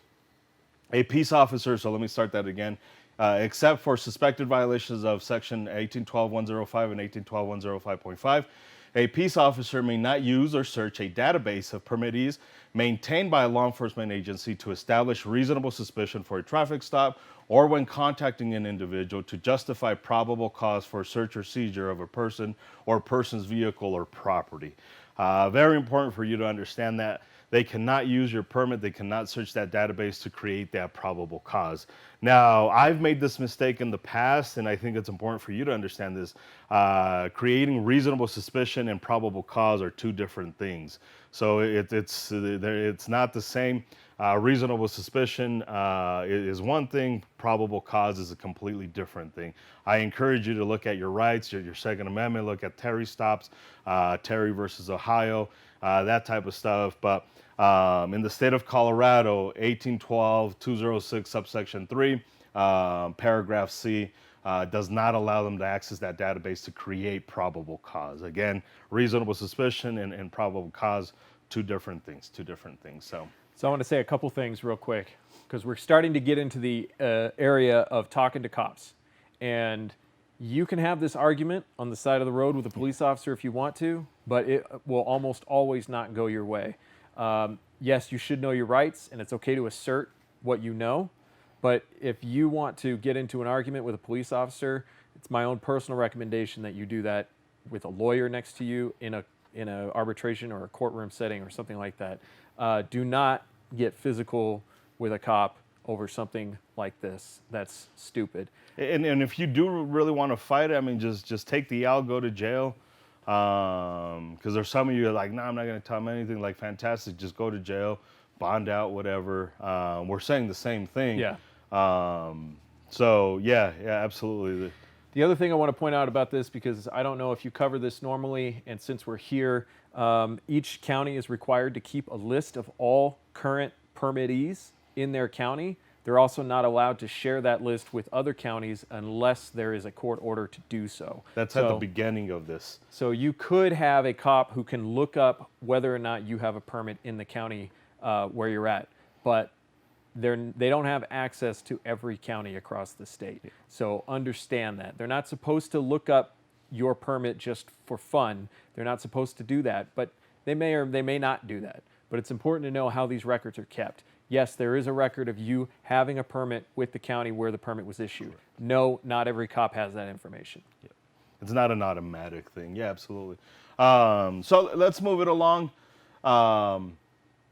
Very important to kind of reiterate is right now we're in a time where if you do want to fight a cop, it's done so in court. Gotta emphasize that one more time as we're stalling for time here. I'm not going to go cover 207 because that talks about them taking away your permit, stuff like that. And it's basically the same as the denials. You're going to get denied for really all of the standard stuff.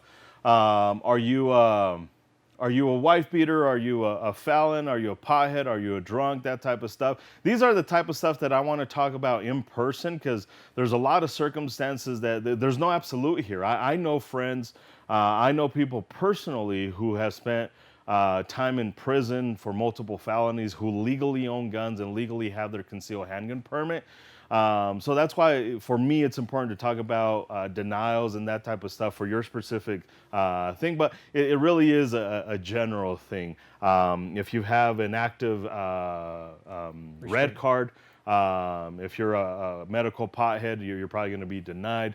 If you're a recreational pothead, though, it gets treated a little bit different. See, these are all these little nuances that we need to talk about. I feel that we should talk about in person, unless you want to talk about that type of stuff right now. The only thing that you didn't mention was active restraining orders. Yeah. So if you have an active restraining order against you, you're not going to be able to get your concealed permit. Committed to a mental institution against your will, that type of stuff. So a lot of it is just standard stuff. I do want to talk about issuance of temporary emergency permits.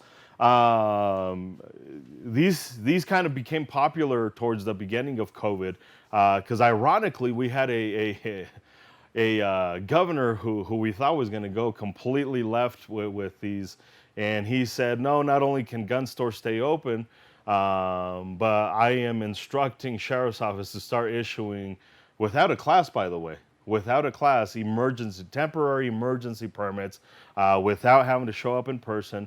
Basically just do a simple online application and obtain a temporary emergency permit.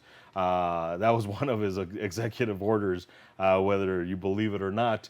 And basically, under normal circumstances, an emergency permit is really just reserved for people who have active restraining orders against somebody else, not against them, but against somebody else. Those type of situations where it would require like an emergency thing. Very important for you to read this 1812 209, 1812 209.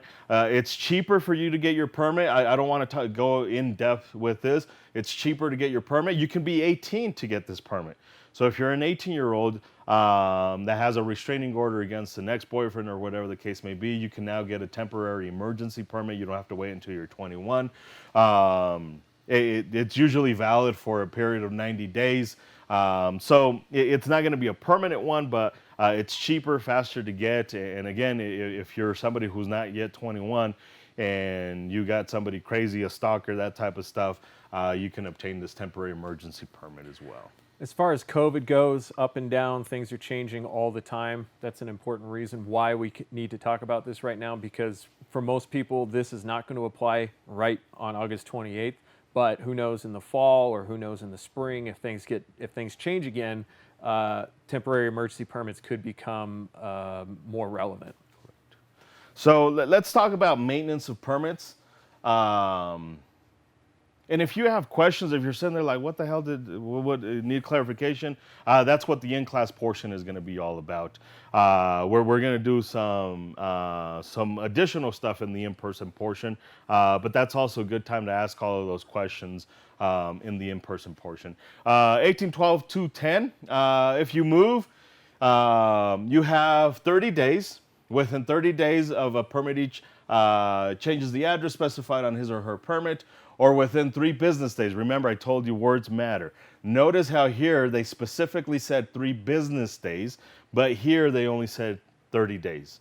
Calendar days versus business days. So, or within 3 business days after his or her permit is lost, stolen, or destroyed, a permittee shall notify the issuing sheriff of the change of address or permit loss, theft, or destruction. Failure to notify the issuing sheriff pursuant to the subsection 1 is a class 1 petty offense. So you've got 30 calendar days to notify the issuing sheriff that you have moved. That doesn't matter if you move across the hall from your current address or if you move across the state. Regardless, the law says you would have to notify the issuing sheriff. Now, when you renew your permit, which we'll talk about here in a little bit, then you would renew with the new sheriff. But if it's a simple address change, you've got 30 calendar days and it's free. You don't have to pay anything. But if your permit is lost, stolen, or destroyed, you have 3 business days to let them know that from the time that you found out that it was lost. And that they will charge you $15 for, if I'm not mistaken. Yeah, $15. $15. Yep. And it does say that if your permit is lost, stolen, or destroyed, it is automatically invalid. So it's on you to get that taken care of quickly, because the moment you no longer possess that permit card, it's no longer valid. You don't have a concealed carry permit until you resolve the issue. Yeah. And if it's an address change, then it's still valid. It would still be valid. And the class 1 petty offense, I got to be careful on how I say this, but for most human beings, that's just going to be a slap on the wrist. Go home, think about what you did. But it is still an offense. Let's talk about renewals now. Very easy in the state of Colorado. Every 5 years, you're going to have to renew your permit. Now, the law says, and this is where a lot of people kind of mess up. I get a lot of people who are like, I got to start all over because I didn't read this. The law says that they want you to start within 120 days prior to the expiration of the permit. So they want you to start applying 4 months before it expires, within that time frame. Honestly, the closer you are to 120 days, the better off you will be, because they do have that much time to kind of go through the process to renew your permit. So 120 days prior to the expiration of the permit, they want you to start renewing that process. They can charge you up to $50 for their own county fee. And then currently the state fee is $13. So potentially up to $63 to renew that. And again, every 5 years. Now, there's a lot of confusion with sheriff's office. Again, this is why it's important for you guys to understand this stuff about the training requirements every 10 years. So every 10 years, the certificate that we give you is valid for 10 years. You have 10 years from today's date. If we read the requirements for a renewal, this talks about 1812-203-18 to 1G. If we go back to it, which we might hear in a little bit, having a training certificate is actually 1H. If we follow the strict rule of the law, you actually do not have to take a class every 10 years. You only have to take it once. If you're only training once every 10 years or every 20 years or every 30, you're batshit crazy, and I don't know what the hell you're doing with the handgun, to be honest with you. I'm not going to tell the government to take it away from you or anything like that, but I'm going to stay away from your ass if you're only taking one class for a lifetime. But realistically speaking, if we follow the letter of the law, you only have to take one class, and as long as you continue renewing every 5 years without any lapse, never again do you have to take another class. So basically to say, renewal does not technically require a current training certificate. Correct. Yeah. New applications do. Correct. Yeah. Anything you want to add to? And just to clarify what I just said, current training certificate means a certificate issued within the last 10 years. 10 years. So if you guys take this class, you get your certificate, you wait 9 years and 364 days, and then go apply, that certificate is still valid for your initial application. When you renew, if your permit is still valid, when you renew, each time you renew, technically you do not need a new training certificate. And one thing is, Once, if your permit expires, it's expired, by the way. But once your permit expires, they do give you a 6-month grace period. They do give you a 6-month grace period, and that's here under two. If you do not apply or renew, I'm sorry, within that 6-month grace period, you wait 6 months and 1 day, then it's a new process. You're now a new application, no longer a renewal, no longer a renewal. All right, folks, let's talk about where you cannot carry. So 1812 exceptions, it really doesn't apply to any of us. 1812, 213, in fact, I think 212, very brief there. But 213, reciprocity, best place for you to find the list of reciprocal states is at the Colorado Bureau of Investigation's website. Go to their website, the Colorado Bureau of Investigation, CBI website. And there, under firearms and reciprocity, you'll find the list of the 33 states where you can carry. There's a lot, I see online a lot of people advertising, oh, get a multi-state permit. There's really no multi-state permit. Every state has their own permit process. And really every state except like maybe Illinois or California has reciprocity with a lot of states. But I do want to talk about 1812-214, which talks about where you cannot carry in the state of Colorado, where you cannot carry in the state of Colorado. Also, it talks about the authority that you're granted, and this should go without saying, but you're nobody special just because you get a concealed handgun permit. I know your mom tells you you're super duper special, but that little piece of plastic doesn't give you any arresting powers or any superhero powers or anything like that. If anything, it gives you a personal responsibility to train, and then train again, and then again, and then again. So very important that you don't have any special privileges just because you have this stupid little piece of plastic that says you can now cover up your gun. So anything you want to add before? Nope. No? So 1812, subsection 2, 3, and 4 are where you cannot carry in the state of Colorado. Subsection 2 talks about you may not be able to carry where it is prohibited by federal law. And that's basically just federal property. If we really break it down, it's federal property. Post office, Social Security Administration building, the VA hospital, that type of stuff. So if it is actual federal property, you cannot carry your gun there. We'll give you exceptions here in a little bit. One thing that I have to kind of clarify here is the airport is owned by the city and county of Denver. DIA anyways. Springs Airport is owned by Colorado Springs. So it's not owned by the federal government. We can cover that here in a little bit, but it's important for me to clarify. Banks are not owned by the federal government. Schools are not owned by the federal government. So it's important for you to understand to differentiate between federal property and what you think federal property might be. So in Colorado Springs, we have a bunch of military bases. We have a few up in the Denver area. You cannot conceal carry with this permit on those Correct. federal pieces of property. Also, the post office parking lot does count as the federal property. Didn't used to always be that way, but a district court decision extended that line out to the parking lot. You cannot have a firearm in the parking lot of the post office. That's a felony. And the way they changed that was some fool found out. Yeah, some guy found out the hard way. The hard way. Yeah, so also if you go to the Federal Center in Denver, in Lakewood, places like that, federal property, be careful. 2 exceptions to that. Really more, but 2 main ones, national forests, national parks. You can carry at national forests, national parks, you just follow state law. This is something that was passed in 2009, came into effect February 22nd of 2010. And the reason why you follow state law is because there's no federal guideline on open carry or carrying concealed, but there are state laws on how to open carry or carry concealed. So if you're at the Grand Canyon, you're going to follow Arizona state law. If you're on the Arizona side of it, of course. If you're at Rocky Mountain National Park or Pikes Peak here in the state of Colorado, then you're going to follow Colorado state law, whatever that law may be, stuff that we're already talking about right now in regards to open carry, carrying concealed, that type of stuff.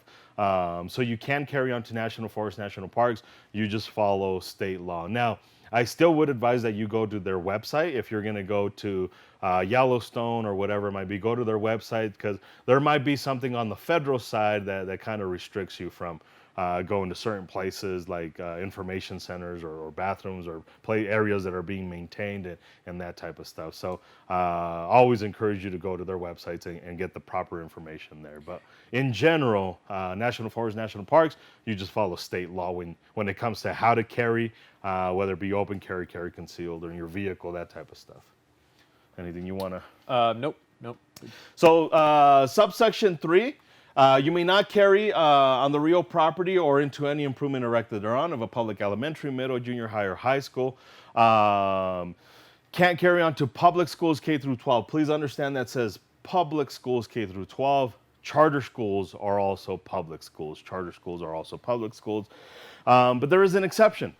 Subsection 3, paragraph A says that a permittee, notice that it says a permittee. It doesn't just say a person, it says a permittee may have a handgun on the real property of the public school, so long as the handgun remains in your vehicle, and if you're not in the vehicle, the handgun is in a compartment within the vehicle and the vehicle is locked. So to give you an example, you go to the public school K through 12, you're dropping off your mistakes.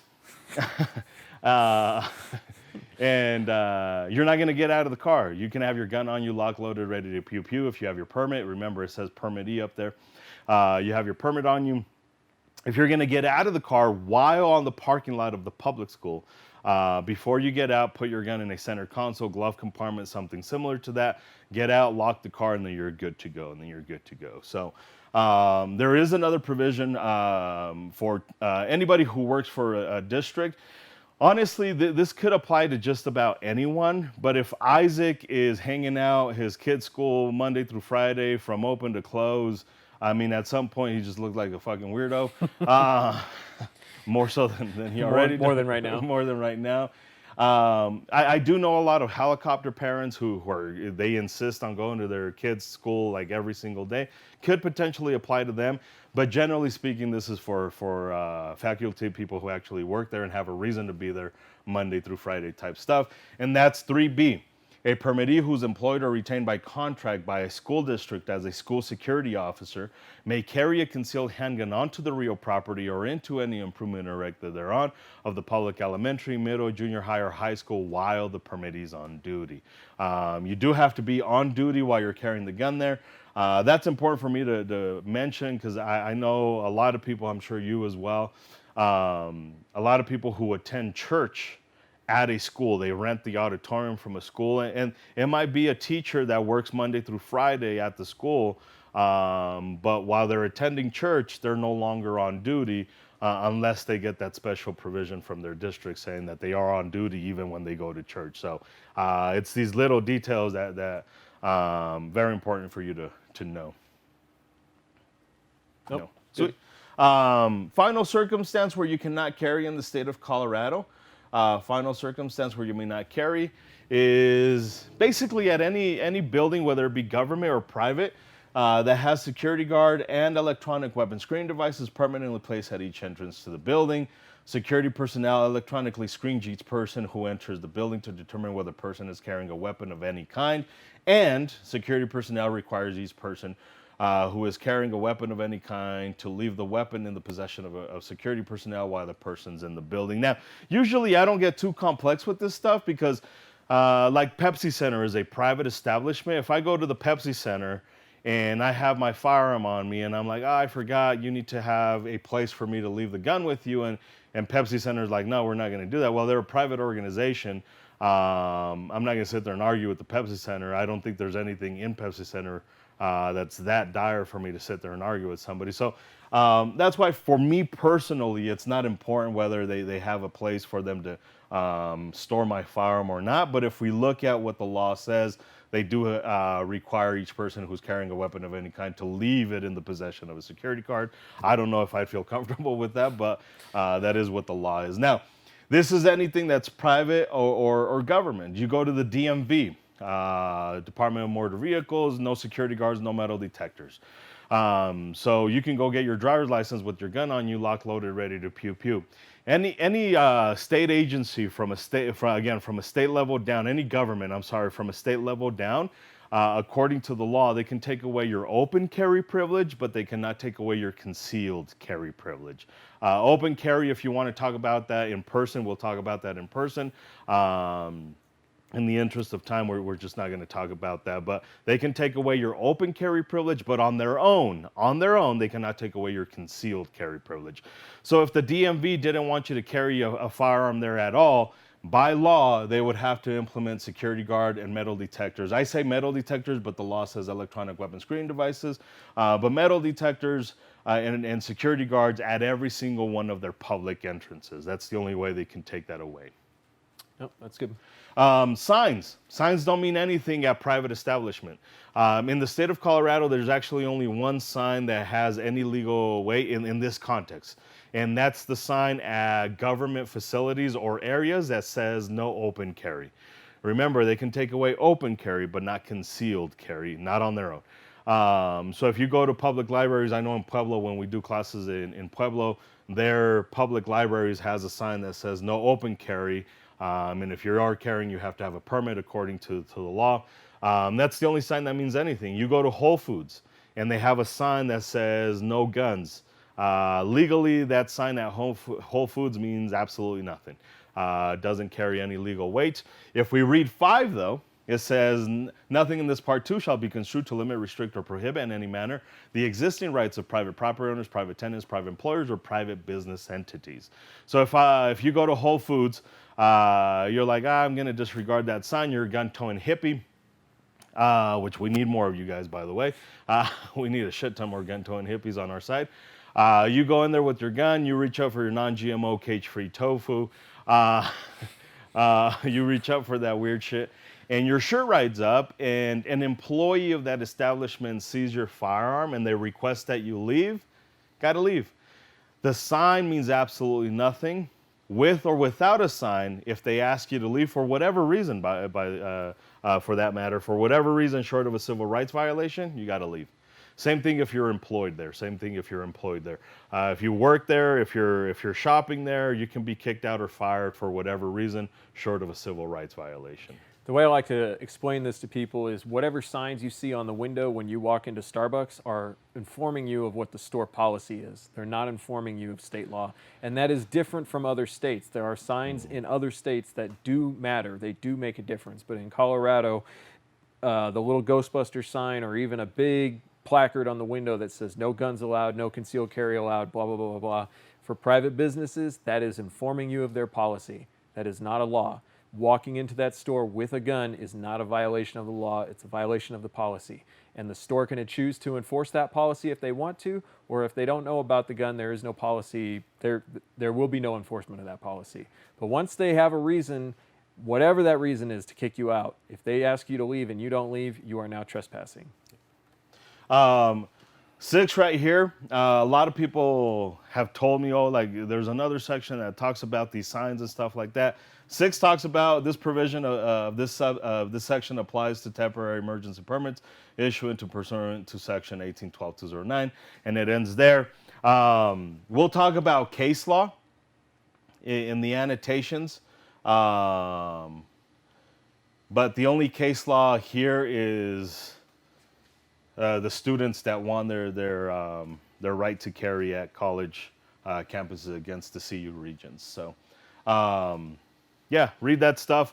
Anything else you want to Just to mention case law, sometimes this law, because one of the things about Colorado law that I like is it's brief, even though you've been sitting here a while, it may not seem brief compared to a lot of other states. This is very brief, but in brevity, a lot of gray areas are left out, and those gray areas may be covered by case law. And so if you're really curious and you want to know background information or how the law has actually been applied, case law is always referenced at the bottom of that section that applies to that section. Yeah. And we'll give you some examples here when we talk about the self-defense stuff. But that's pretty much it. I mean, not a whole lot to it, but still very, very important stuff. I've had people tell me, oh, like, why would you spend an hour and a half talking about the laws? Really, I wish I could spend 3 hours talking about the laws, because there is a lot of that confusion, stuff like that. That's why it's important for you to rewatch this video, go to these sections, read them 3-4 times, because it might take that time to kind of analyze and organize everything inside your brain, depending on how you learn. But that is part 2. All right, so now we're going to talk about self-defense. Generally speaking, self-defense is broken up into 2 categories. It's outside of your house and inside your house. We're going to cover 18-1-704 first, which is outside of your house. And when I say outside of your house, I mean quite literally outside of your house. And I'm using that word literally as Webster would define it, not as a Valley Girl would define it. So I'm using that word literally. Your front yard, your backyard, detached structures on your property, your entire property itself. Again, we'll talk about inside your house a little bit later. So anytime you would be outside your house, this is the law that you would follow. That includes your vehicle when you're driving it. Your car is not an extension of your home. Your place of business doesn't have the Make My Day law in the state of Colorado. So let's look at this law, 18-1-704. The actual name of it is use of physical force in defense of a person. I've got to point this out really quick because a lot of gun owners misunderstand what a person means. A car, not a person. Bicycle, not a person. I don't care how much clothing your dog has. If you do your dog's nails and you call it fur babies, not a person. Right now we are talking about actual human beings, actual people here. So when it comes to deadly physical force outside of your house, we're not talking about physical force. That's a separate issue. I want to focus this on guns. You would read subsection 2, 18-1-704, subsection 2, which says deadly physical force may be used only if a person reasonably believes that a lesser degree of force is inadequate and the actor has reasonable grounds to believe and does believe that he or another person is in imminent danger of being killed or receiving great bodily injury, or the other person is using or reasonably appears about to use physical force against an occupant of a dwelling or business establishment while committing or attempting to commit burglary, as defined in section 18-4202 to 18-4204, or the other person is committing or reasonably appears to about to commit kidnapping as defined in section 18-3301 or 18-3302, robbery as defined in section 18-4301 or 18-4302, sexual assault as set forth in section 18-3402 or in section 18-3403 as it existed prior to July 1st, 2000, or assault as defined in section 18-3202 and 18-3203. Now, I always oversimplify this by saying 4 general categories: threat of death, serious bodily injury, kidnap, sexual assault. The reason I like to oversimplify it, but I have to stress this, it is an oversimplification. The only reason I like to do that, if you read all of these definitions, robbery as defined in section 18-4301 or 18-4302, that's somebody taking your stuff while intimidating you or physically attacking you. So if somebody's trying to steal my holster while kicking my ass all at the same time, it's not the fact that they were stealing my holster, it's the added element of them using physical force against me to steal that holster. So for me, that all falls under threat of death, serious bodily injury, kidnap, or sexual assault. So that's why I like to kind of clump it down to those 4 general categories. But please, do yourself the favor and read it. Also understand, one of those 4, as I would state it, as I would oversimplify it, threat of death, serious bodily injury, kidnap, sexual assault, there's one of those 4 in play, not all of them, just one of those 4, and you feel like a lesser degree of force is inadequate. So you feel like you have a reasonable belief that there is no other option but to use your firearm. That's when you can use deadly force outside of your house. I want to stress again, one of the reasons why we oversimplify this is to stress the protection of life and limb and not stress the protection of property, because and this is our opinion, obviously the laws do lay out the robbery situation, but our focus is protection of life and limb. Our focus is not the protection of property. And that is our own personal opinion about that, but we believe very strongly that there's not anything physical, physical belongings that is worth your life or somebody else's life. If you feel differently, that's really on you. But in order to make this something that is easy to digest and stresses what we think is important, that's why we focus on those 4 things. And ultimately, if you really boil down what this is saying, those 4 things really are the foundation of what this is saying. Yeah, no matter what you try, I get a lot of people who are like, well, B says attempting to commit burglary. Yeah, but if you read what burglary is, there's an assault element to it. There is a physical attack element to it. It's not just stealing your stuff. And there's a physical assault and attack element under the definition of the law, Correct. not under what your interpretation of what burglary is. Correct. Yeah, and this is one of these sections where I really want to show you the importance of reading case law, because although I did just tell you that you basically have to have a reasonable belief that your firearm is the only thing that could have handled that situation. If you read the law, a lot of people interpret that as saying you have to find a way out first. If you read case law, it doesn't say this in the actual law, but if we come down and if we read this section of the case notes, it says the defendant, if he did not provoke the assault, is not obligated to retreat or flee to save his life, but may stand his ground. Now, this doesn't mean we have a stand your ground law in the state of Colorado. That's just what they're saying for the purposes of this section. You don't have to try and flee, but you definitely have to make sure that the handgun was the last resort. In other words, I can essentially, if I wanted to be stupid, if I wanted to be silly, if somebody was talking shit to me across the street and they were approaching me and wanted to fist fight me, I don't have to try and find that way out. I can sit there and fight this individual. I'm not going to. I'll probably run away or whatever because I'm a little bitch.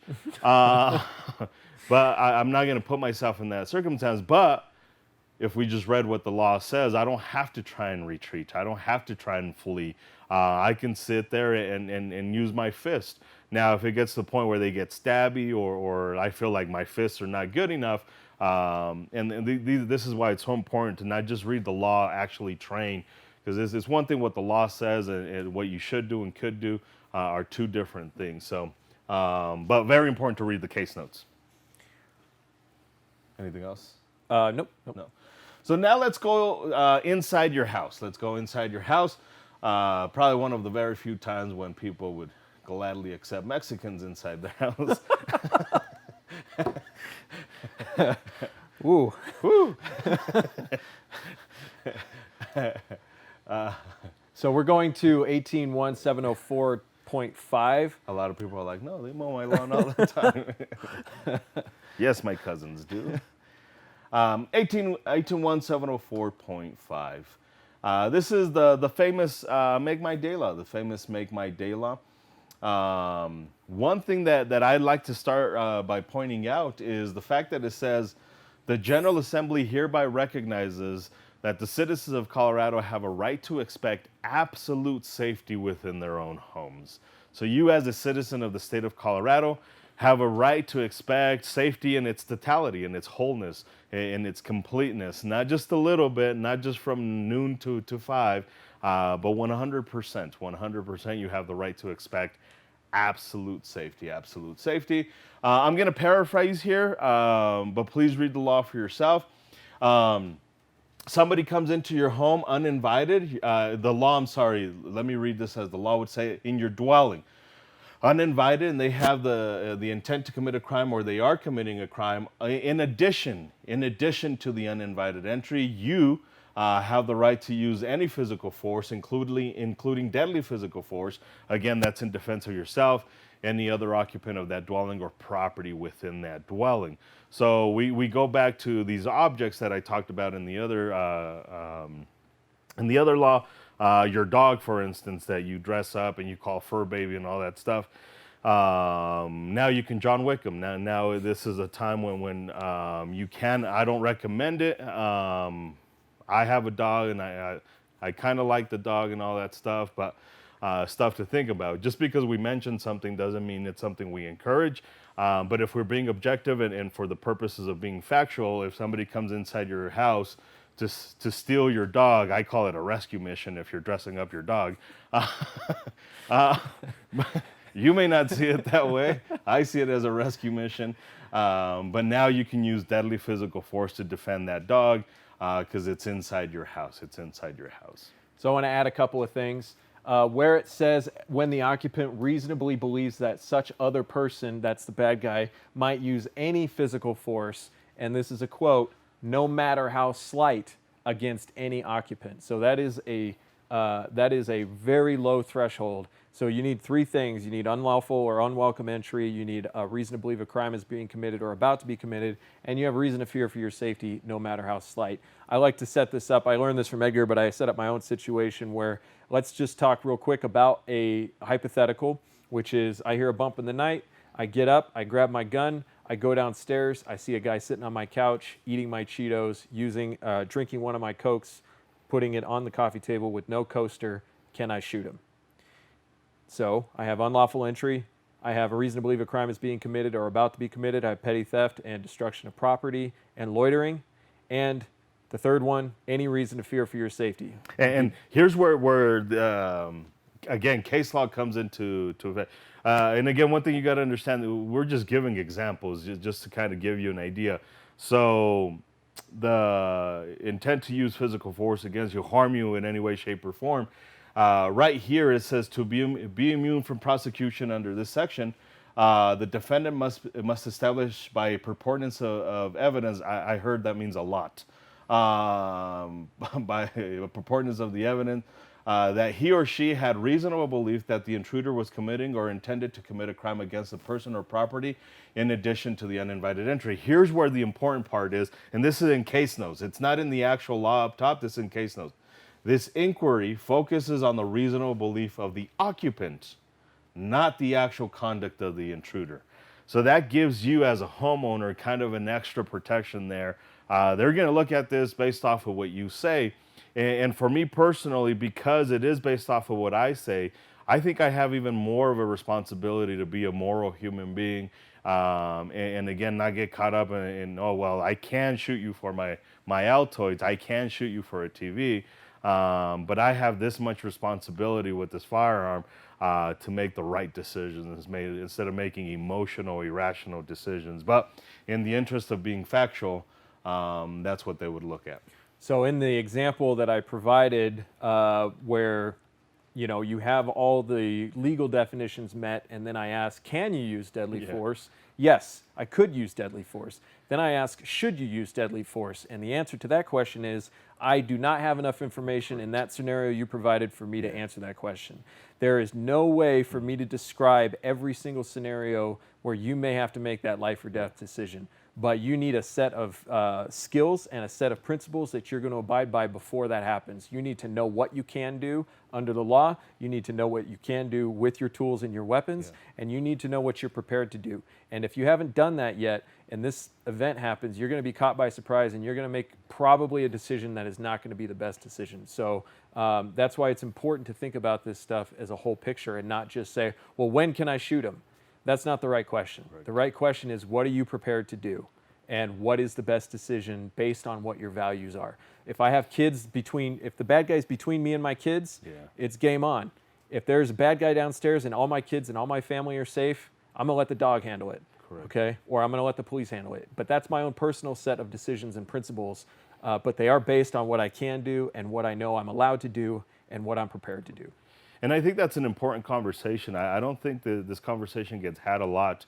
I used to get asked this question. I still get asked this question. I respond to it differently now than when I first started doing these classes. Because, you get better at teaching and instructing and deciphering information.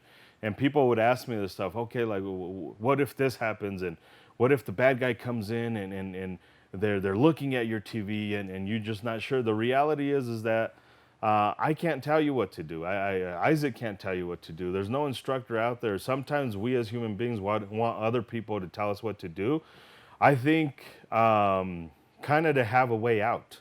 You're going to have to make that decision and you're just going to have to live with it. And this is why training is so absolutely crucial. Get good training.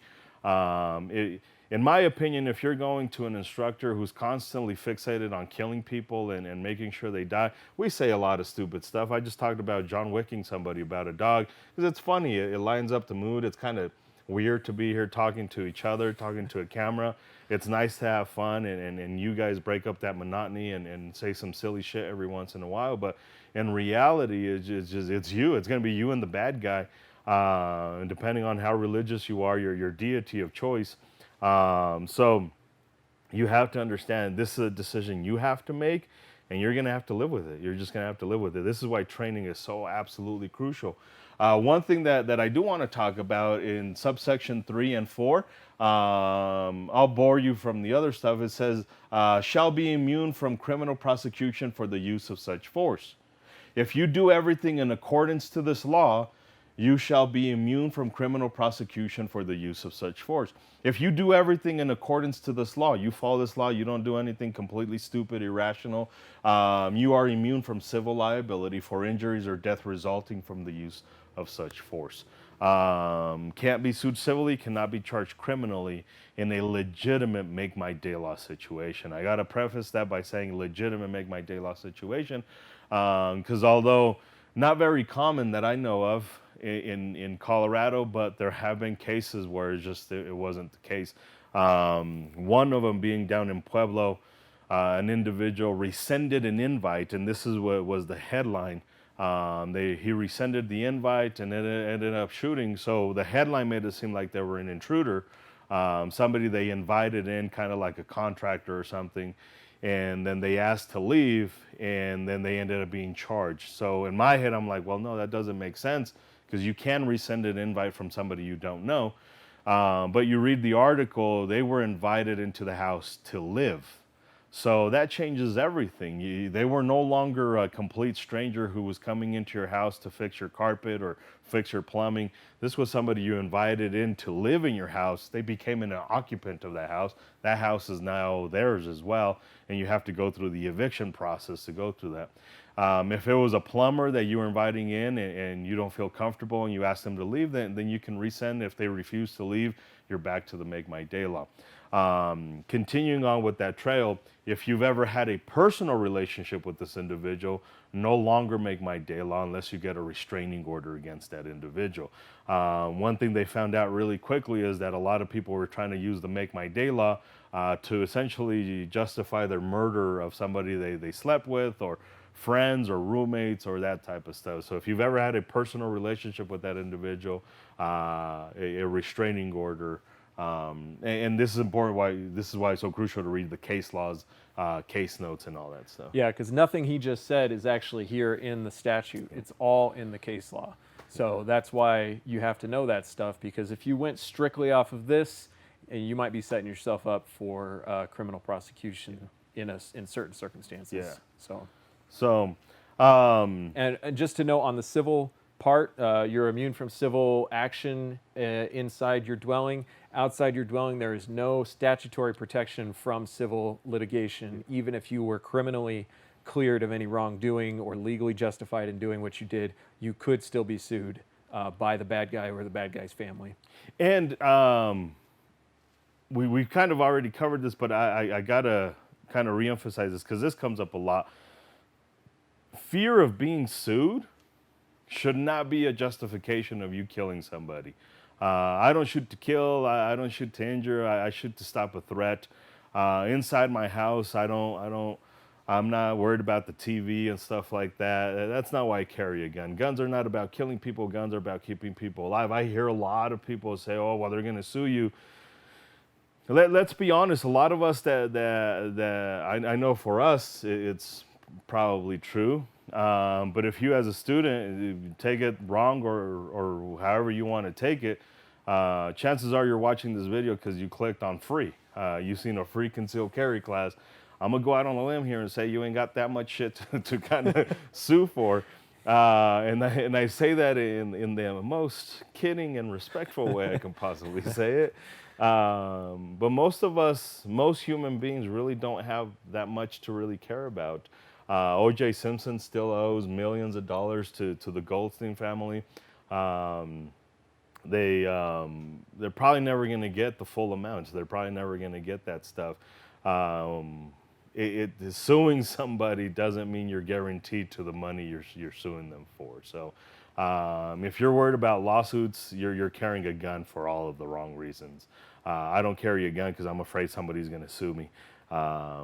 This stuff is a freedom tool for me, and it's a self-defense tool. Beyond that, if it's not affecting my freedom, if it's not endangering my well-being or that of my family or people around me, then no reason for that gun to come out.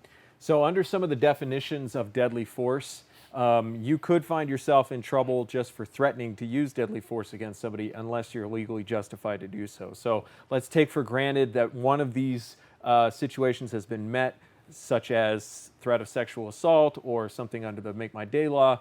I can threaten to use deadly force legally in that situation. I can say, get out of my house or I will kill you, or I will shoot you, or I have a gun and I will use it, things like that. Those are threats of force, and you can do that if you're legally justified to use that force. But if you're not legally justified to use the force that you're threatening to use, you could find yourself in legal trouble. If you get into an argument over a parking spot at Walmart and you say, I have a gun in my car, you could be put in jail for doing something like that. So threatening to use deadly force is something that you need to be aware of as well. Yeah, notwithstanding this provision of subsection 1 of the section, a person is not justifying using physical force if, with the intent to cause bodily injury or death to another person, he provokes the use of unlawful physical force by that other person, or he is the initial aggressor, except that his use of physical force upon the other person under the circumstances is justifiable if he withdraws from the encounter. So very important for you to read that. Earlier we only talked about, it's important that you do read the entire thing. When we were talking about 18.1.704, we were only talking about the deadly force when legally you were justified to use deadly physical force.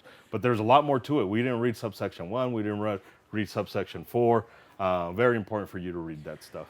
Another thing about deadly force is, I'm only saying this because we do get this question from time to time. Is it okay for me to shoot them in the leg to scare them away? Is that considered deadly force? If drawing the gun and pointing it at somebody can be considered deadly force, then certainly shooting them anywhere on their body is going to be considered deadly force. You may shoot somebody in the leg either on purpose or by accident.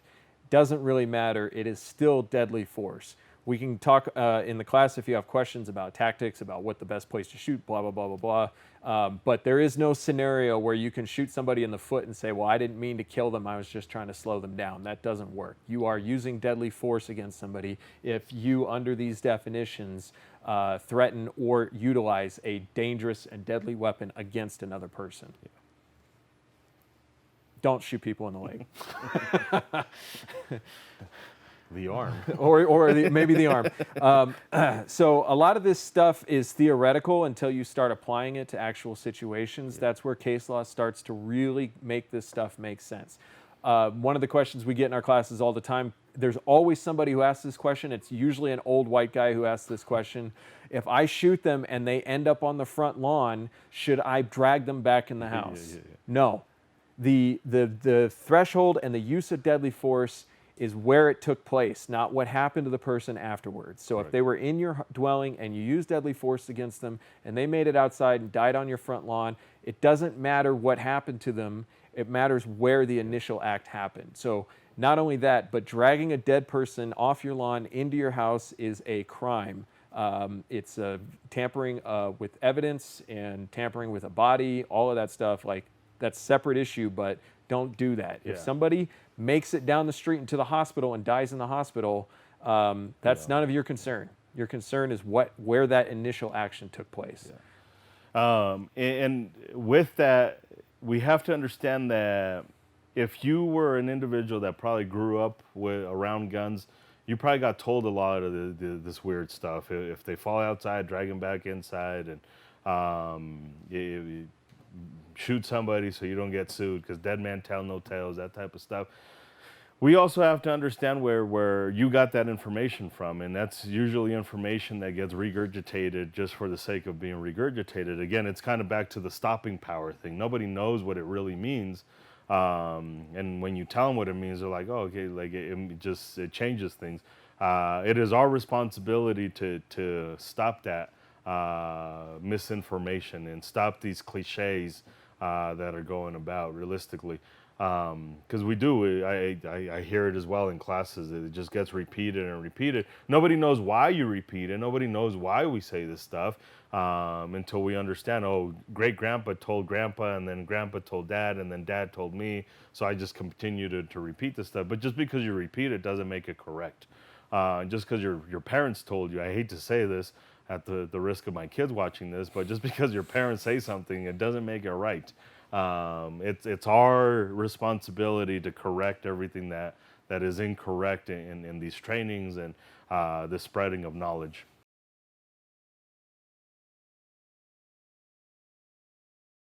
So now that we covered the laws, we covered about choosing guns, we talked a little bit about choosing holsters, we talked about safety. Uh, I think we would be irresponsible if we didn't take the opportunity to talk about mental health and how important it is for you to take care of yourself mentally, especially nowadays. I hate to say it sounds like a cliche. I remember when we used to say, "Oh, times are crazy now," and then you look at what's really going on right now. Like we had no idea how crazy it could actually get. Being shut down, being home, not going outside, or being very limited in social interactions and just your everyday just well-being. I know I hear a lot more about depression going on now, even more so than before, which it was already increasing.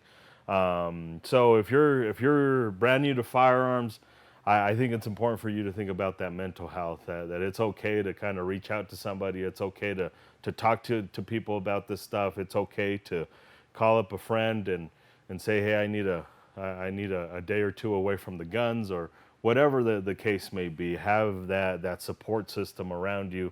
It's this weird dynamic of being a gun owner but still struggling with that mental health. We're not an organization that feels that that's incorrect. I think everybody has the right to self-defense, even people who suffer from depression or anxiety, or because mental health is a wide spectrum of things. It's just not what we commonly call mental health. It's a lot of stuff: anxiety, stress, PTSD, that type of stuff. So there's an organization that we work with. I'll increase that.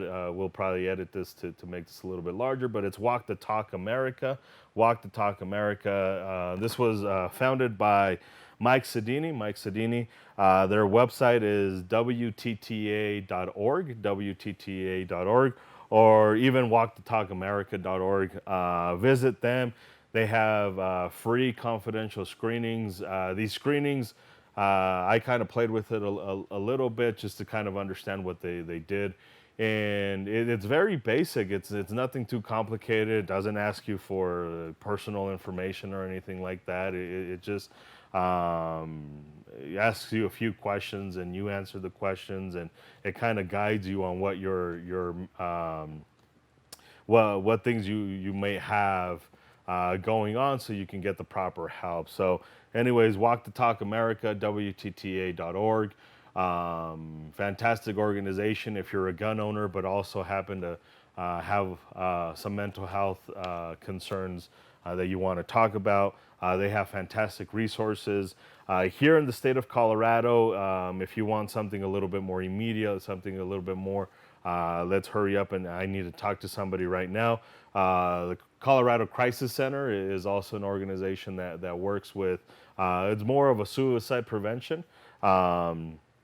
As opposed to Walk the Talk, it encompasses all mental health concerns, again, whether it be anxiety or whatever the case may be, also suicide and suicide prevention. But Colorado Crisis Center is kind of a little bit more direct to if you need to talk to somebody immediately. You can always reach out to us. The unfortunate thing about that is, as available as we want to be, if you need something immediate, I need to talk to somebody right now. Unfortunately, I hate to say it, but I can't be there 24/7. Colorado Crisis Center can be there for you 24/7. They're available 24/7 if you need to talk to us. If it's not an urgent thing, Isaac, myself, Mike Sedini, Walk the Talk America, you can always reach out to us and we can guide you to it. I'm not a therapist. I don't know you to be a therapist either. Only in my own mind. Yeah. So we're not therapists. We can't fix your problems. To be honest with you, I don't think anybody can, but it's always nice to talk to somebody. But we can definitely guide you and get you to the proper people that are experienced and have the knowledge on how to deal with that stuff, or even just know how to properly listen instead of somebody who's giving you opinions about stuff that you may not want to hear. So Walk the Talk America, check them out. They are on Instagram. On Instagram, they are Walk the Talk US. Oh yeah, Walk the Talk US on Instagram. They're also on Facebook and Twitter. So check them out, Walk the Talk America. So real quick, just to add to that, the reason they're called Walk the Talk America is because the gun industry in general has done a great job of blaming mental health for things like mass shootings and the high rates of suicide.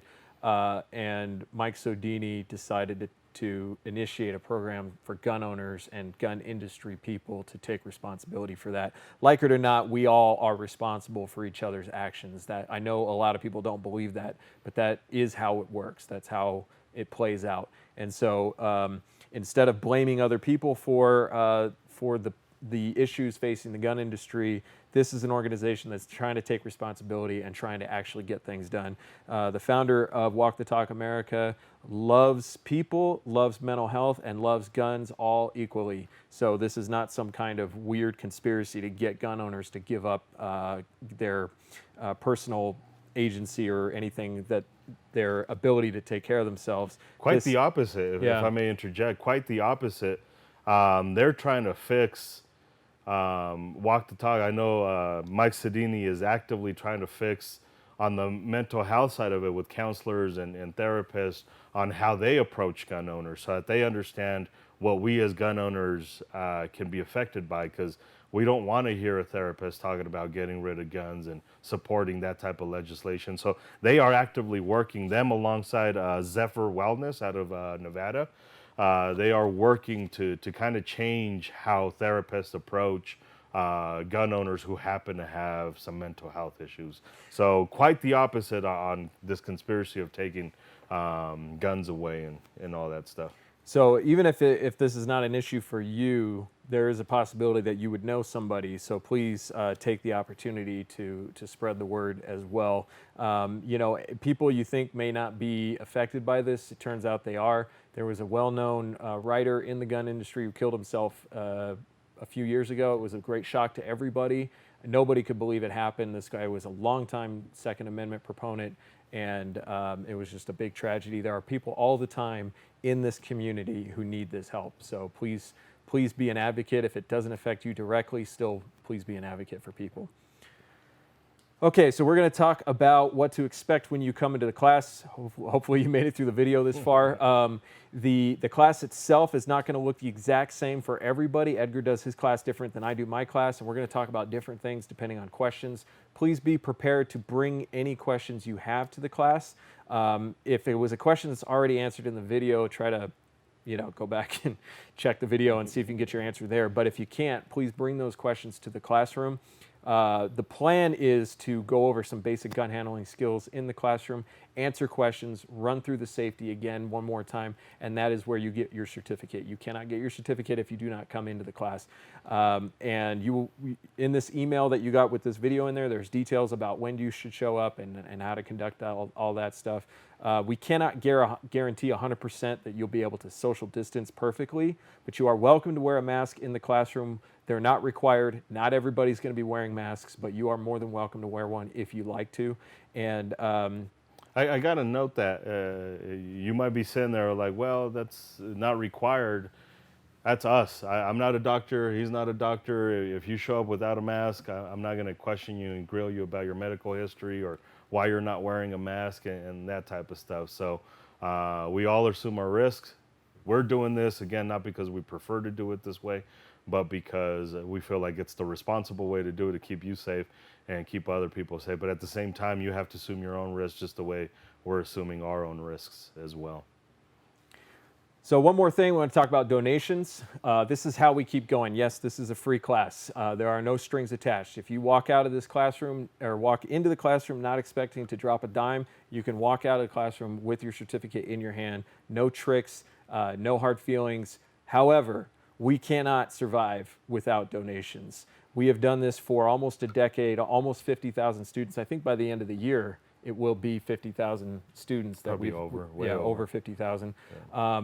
100% supported by donations from students. We do this class because we know that some people can't afford to do that. If you can't afford it, if we're going to take your last dollar, I don't want your last dollar. Absolutely not. But if you can afford to donate, we need it. We need your money to stay open. We need your money to be able to offer these classes. We need your money to keep the lights on. I mean, there's a number of things that we need to pay for to keep these classes going, and we can't do it without your help. We don't get money from the NRA. We don't get money from anybody else. It's all been 100% from the students. I always tell the students, if you donate to our class, you get to take credit for our work. Correct. You can even tell everybody on Facebook it was your idea. I don't care.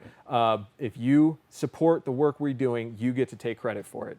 And that's a big deal because you get to partake in the hard work that we've done. And it has been hard work, and we are proud of the work we've done. We enjoy this work, but we wouldn't be standing here without donations from the students. So there will be an opportunity to donate in the classroom when you come in for the class, and we'll probably cover this briefly again during the class. But yes, please consider donating to keep us operating.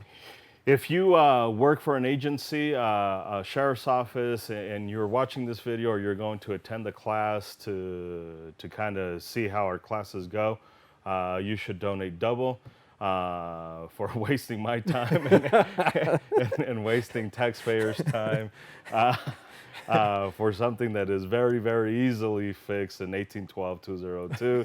And verified in 1812-201, you get to donate twice. Thank you guys for watching this far. Appreciate it. Please keep this link because it may not be publicly available the whole time. So keep this link and have it handy in case you need to watch something again. Please, please, please at least watch the law section more than once. It's very important that you understand that stuff, and it is your responsibility, not ours.